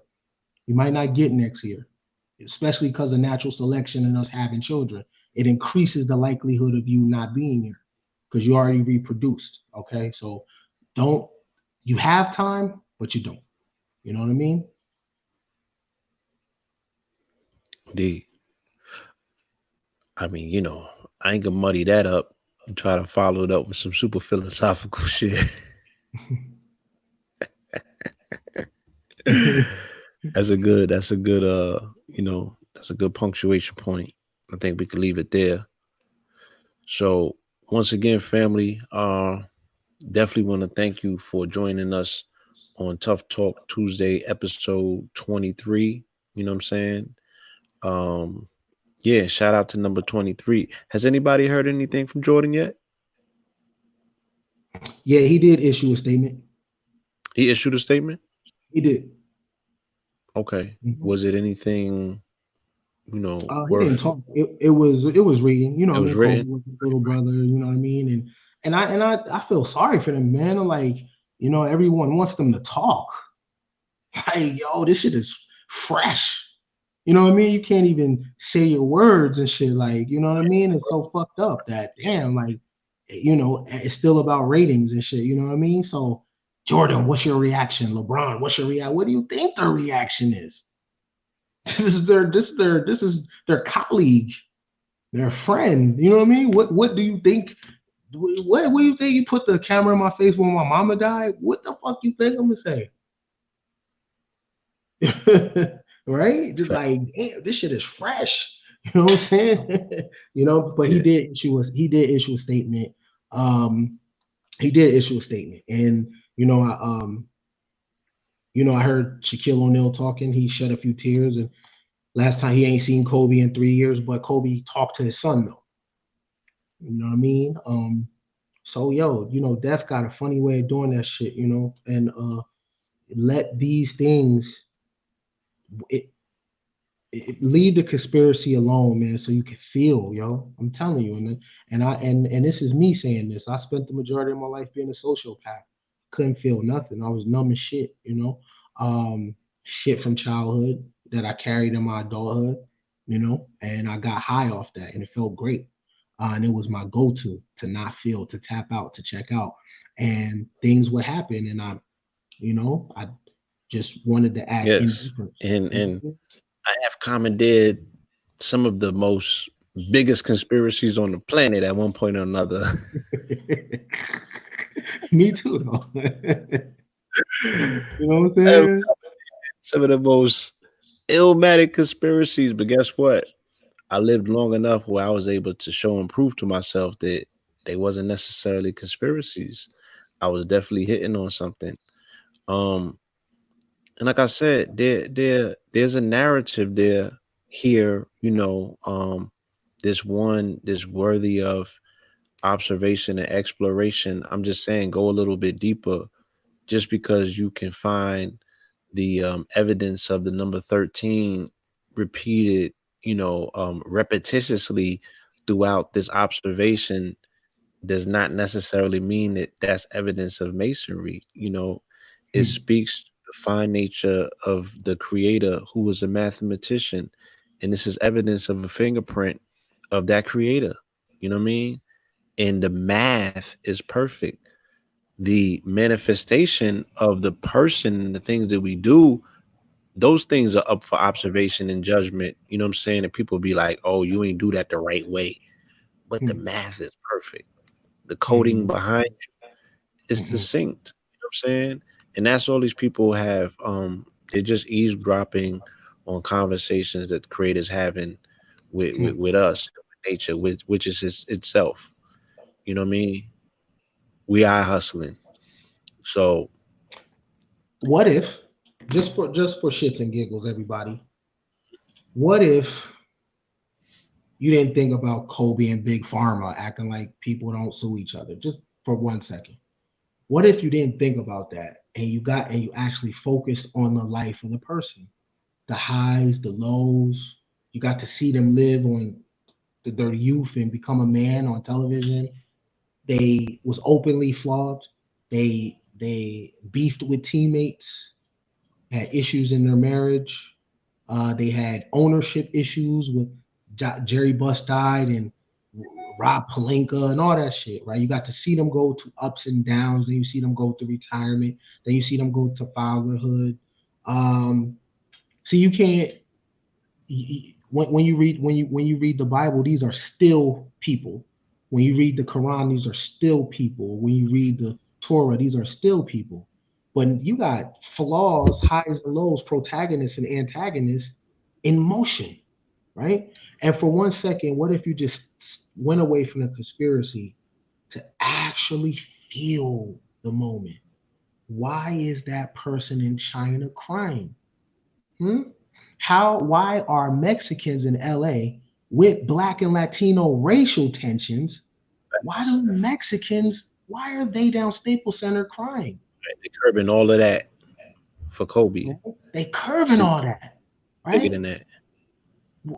What kind of impact? Can study that impact that this goes beyond gender, beyond race, beyond nationality. You got the kid in China crying. You got the Mexican that doesn't get along with black people in his area crying, right? You got old players, young players. You got women crying, right? You got the whole sports world from tennis players to football players, right? I'm talking about impact because it all relates to your life. Right? This is your movie. You were here, right? It happened to him, but it's happening to you, right? So when you think about your own life, what are they gonna say about you when you die? Who gonna come up to your funeral? Who pulling up? Hmm? Are they Hmm. going to have to raise money on social media for you? Who's coming? Hmm? So you have an opportunity right now to totally change your Rolodex. Okay. So from now until the time you perish, you can fill your phone up with quality people.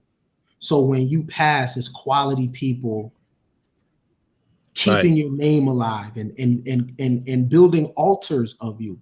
Who's gonna build an altar over you? Come on now.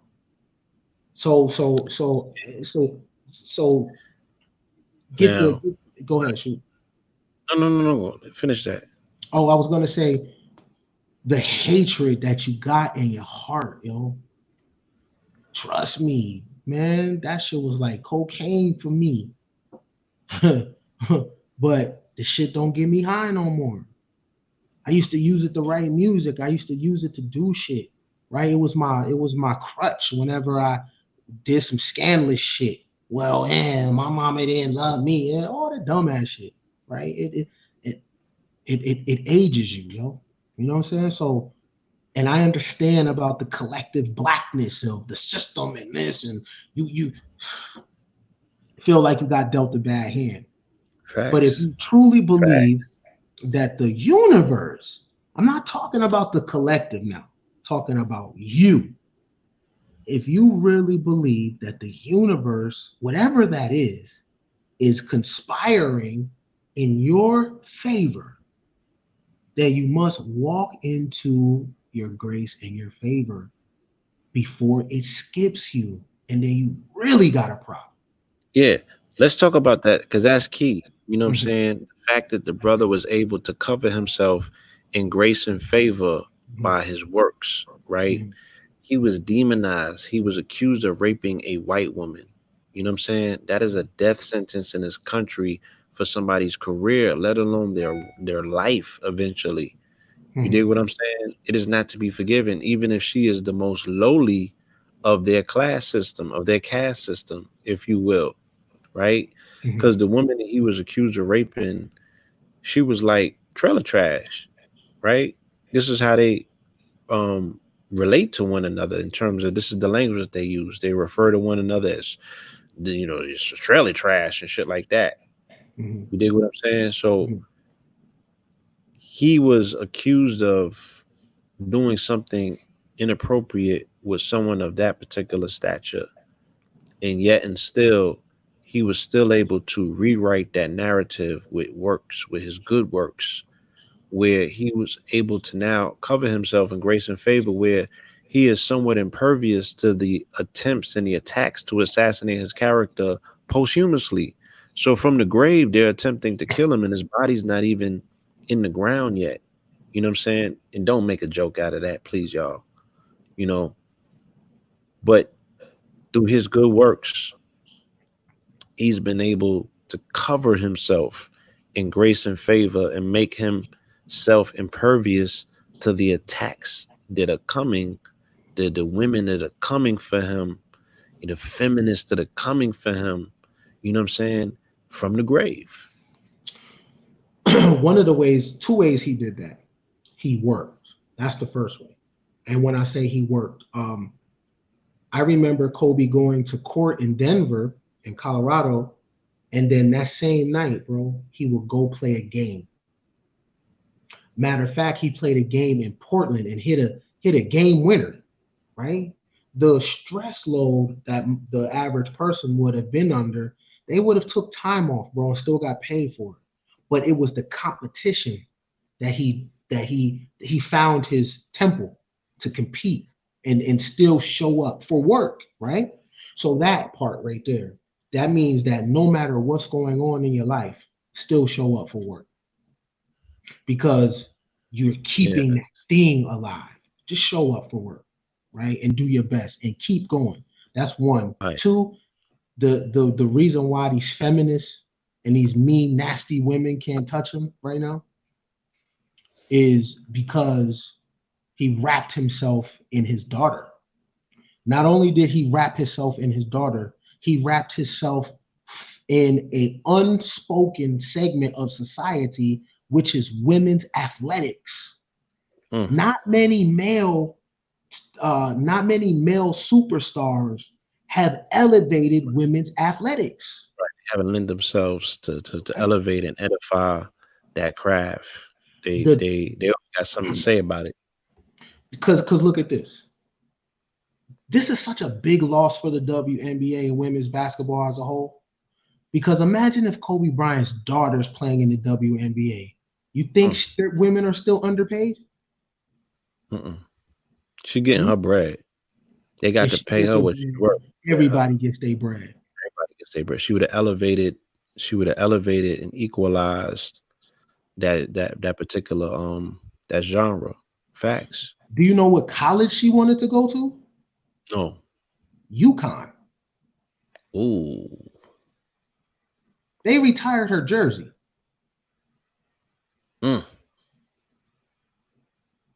UConn.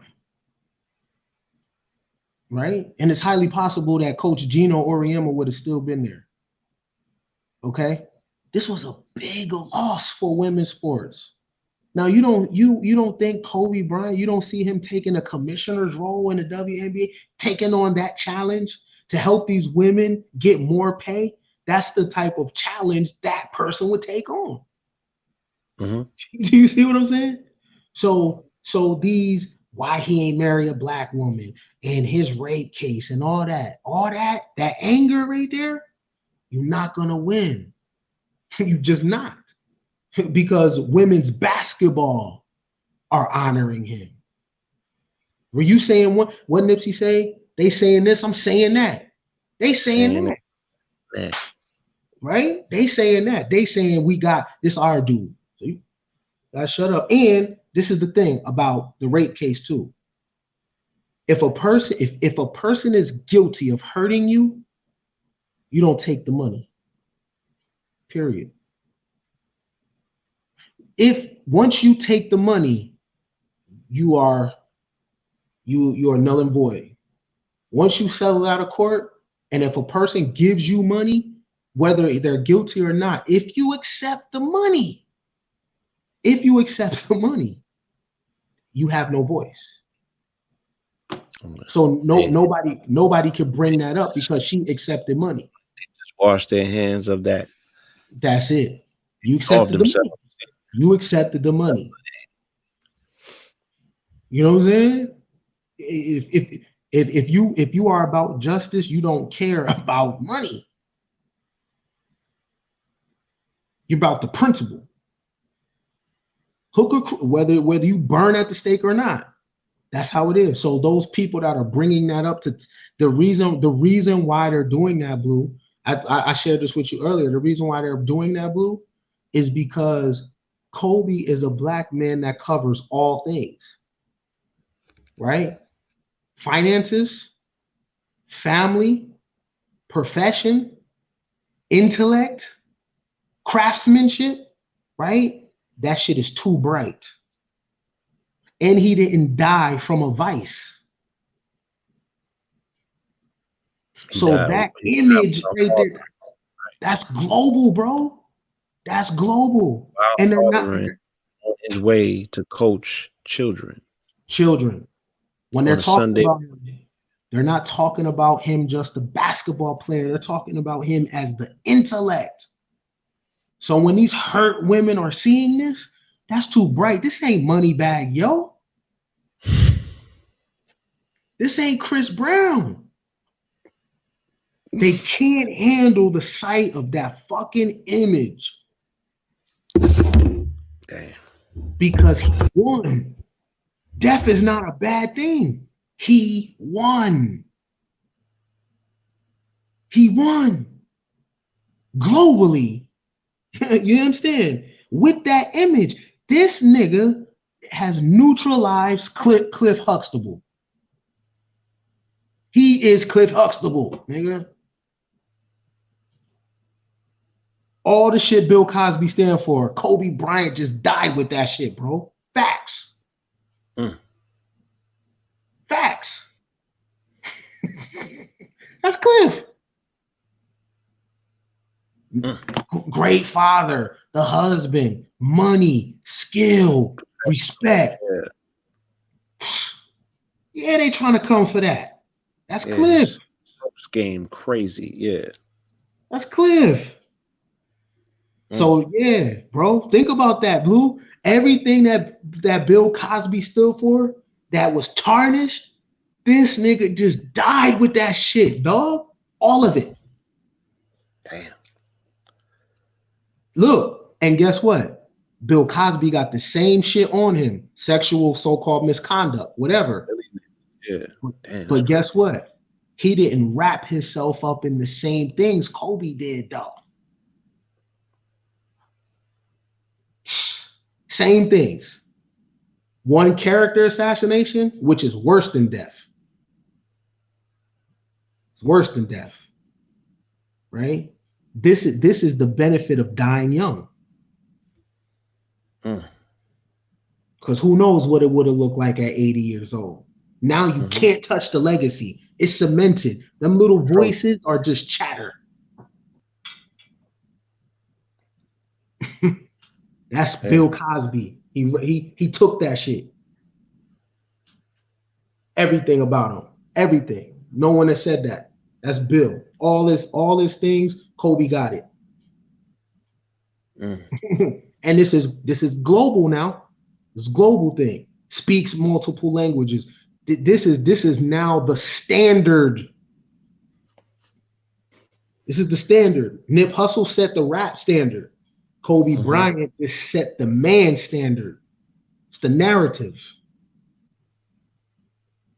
Yo, so much so on the Shade Room, they're all doing posts about being girl dads.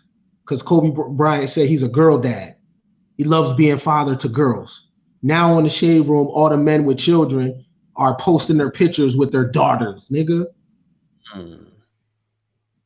Don't forget, it takes one person. Jay-Z said, I don't wear jerseys, I'm 30 plus. Give me a crisp pair of jeans and buttons up. And the nigga bodied throwback jerseys. That's a fact. Facts. Everybody wanted to be on their grown man shit for a second in hip hop. Remember, Blue? Same shit, bro. This nigga set the man standard, my nigga. I'm telling you why. Yo, one thing about me, I know how to call it. This nigga set the man standard. You're judged based off that. That's what a messianic force does, yo. You know what I'm saying? That's what a messianic force does. The thing that makes it.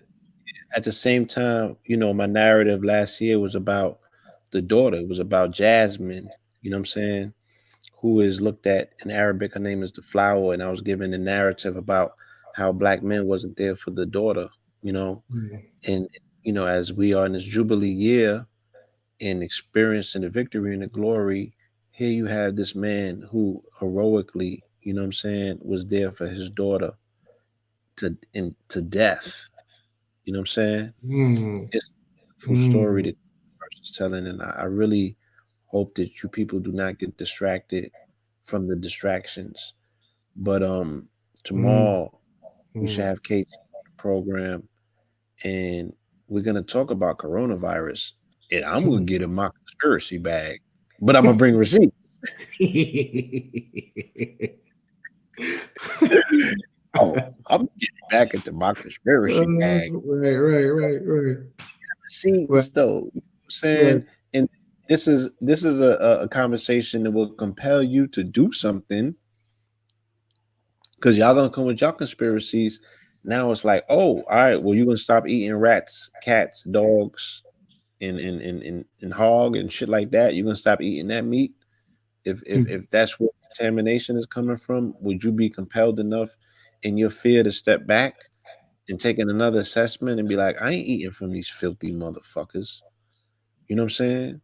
And that qualifies a lot of people that you eat from. So, if this is gonna scare you into motherfucking making better life decisions, oh yeah, I'm about to bring some spookism out tomorrow. I'm getting my conspiracies tomorrow. But today, we'll leave that conversation alone. Honor the life and the legacy, you know what I'm saying, of a giant, an icon, and like you said, more importantly, a father who won. You know what I mean? He won. You should all be fathers who win. He won, yo. Especially to these precious young women out here. He won. So yeah, I want to say thank you, man. Yeah, he won, yo. You know what I'm saying? So yeah, man, that's what's up. But but that grace and favor though. And we all have these pockets where everything is going great for us and we don't capitalize on it. And that spirit moves. It moves to someone else. It has to be harnessed. It has to be duplicated, manipulated, and replicated. You know what I mean? It visits us. Everybody, we all get the just thing where all of a sudden shit is just fire. Things we touching is turning to gold. And we don't we back away from it. I'll give you an example, Blue, real quick. I remember in 2012, I went viral on World Star, right? When World Star was still cracking. Mm-hmm. And it was when I was still rapping. And the video did like 3 million, right? And I had posted some videos before that. And in the World Star comments, yo, it's hard to get love, man. This is the first hate. The World Star comment section, boy, it was WrestleMania, right? But First chat room. they gave me love in there though. You know what I'm saying? And that shit was flying. People from my hood was calling me. It was crazy. I backed away from it. I was like, right? You know me, you've seen me blog before. I've had blogs that broke the internet. D.L. Hewley share my shit, celebrities share my shit. I know how to come up with clickbait, but basically to get people to click on shit because of titles and then I come with a different perspective. And every time that happens, I back away from it, right? Because I didn't want to stand in the light, right? Not knowing that that was my grace and favor at the time working for me. And I was supposed to carpe diem, seize the day. And then what happened was because of those moments, and it's been many moments like that in my life, because of Mm-hmm. those moments, I didn't seize the day. I was looking for that grace and favor when I needed it and couldn't find it. When I was in a jam or my money was low or I needed to make a move or I had writer's block, I'm looking for my grace and favor and can't find it. Why? What happened? Why was I so sparked up 8 months ago, but now I don't have nothing? It's because spirit moves, yo. It's the spirit of creativity. It's the spirit that has set this whole creative thing in motion. From particles to bacteria to human life, it is a creative force. It's an intelligence that visits us all every now and then. But the rules is you must do something with it. You must do something with it. You must make the energy manifest. And if you don't, you become a shoulda, woulda, woulda. And a lot of cause of disease is from a broken heart. It's from desire that was never used. So at all of you guys might be in that season right now. And I'm telling you, use it. It's all about you. Use it. Because if you don't, you don't know when the next time that's gonna come in your life again. Credit, it hurts. That's pain for real. Woo. Trust me. you know? That that's Trust. that's that's real. So yeah, we don't want the gym overload. Somebody hit me up, asked me we still coming to Tucson. We are coming to Tucson. We will be there. All right, and we'll be doing a live. Me and him will definitely be doing a tough talk Tuesday from out that way. You dig what I'm saying? Um, but we not, we're keeping it real private this trip. There's people out there that we'll be able to see and link up with. But we just gotta. So once again, I do want to say who has journeyed with us on this evening, information and value it, covet it. Do what's necessary for it to reveal itself to you. You know what I'm saying, and implement it. So you can come out on a because this is some real information that can help better your life at the end of the day if applied properly. Real talk. Oh, but yo, make sure y'all go to kenbillions.com. Got hella shit on there, and stuff where you hang out at. in your phone. So it's ebooks on there. You don't got to be a member. You could cop things in pieces. I got hella stuff on there. Check it out. And if you can't, go to kenbillions.com. And if you can't put something in my tip drawer on the Cash App, Kenny Briz, then just go to my YouTube, Ken Billions. You know what I mean? And let me minister to you, and let me help you in your direction. And you know what I mean? I'm never gonna lie to you. It's all about you. That's my content, right? My content is for those that's in the me business. If you in the business of you, then I'm your man. You know what I'm saying? I other people do other shit. But if you in the business of you, I'm in the business of necessary narcissism, calculated hedonism, nothing but wins. You know what I mean? Personal development and reaching full potential. So if that's the kind of things you're into, rock with your boy. You know what I mean? Hemp for Victory 2020. The number 4 and the number 2020. Hemp for Victory 2020.com. If you want to know more about this hemp business, goldwater.com. If you want to get your gold water, shastameditation.com. If you want to know more about the upcoming retreat, March 19th to 23rd in Mount Shasta, California. Now would be a very good time to get into nature and learn some of these natural healing techniques. You know what I'm saying? And knowing how to forage herbs, from the forest and from nature. This is a good time to learn that type of shit. You dig what I'm saying? Mhm. So, yeah, tomorrow we should be back. Me and Red on the Dota Ledge platform. KTL Radio / TV is back in full effect. Believe we are bringing KT to the platform tomorrow. So make sure Nice. that you tune in. Check us out. That's later on today, matter of fact, because we're on the other side of things. All right. Dope. No further ado, family. Yes, $ Blue Pillar 44, Kenny Briz. You know what I'm saying? Make that shit count. All right. Peace, love, and light. Blue, holla at me, fam. Peace. Peace.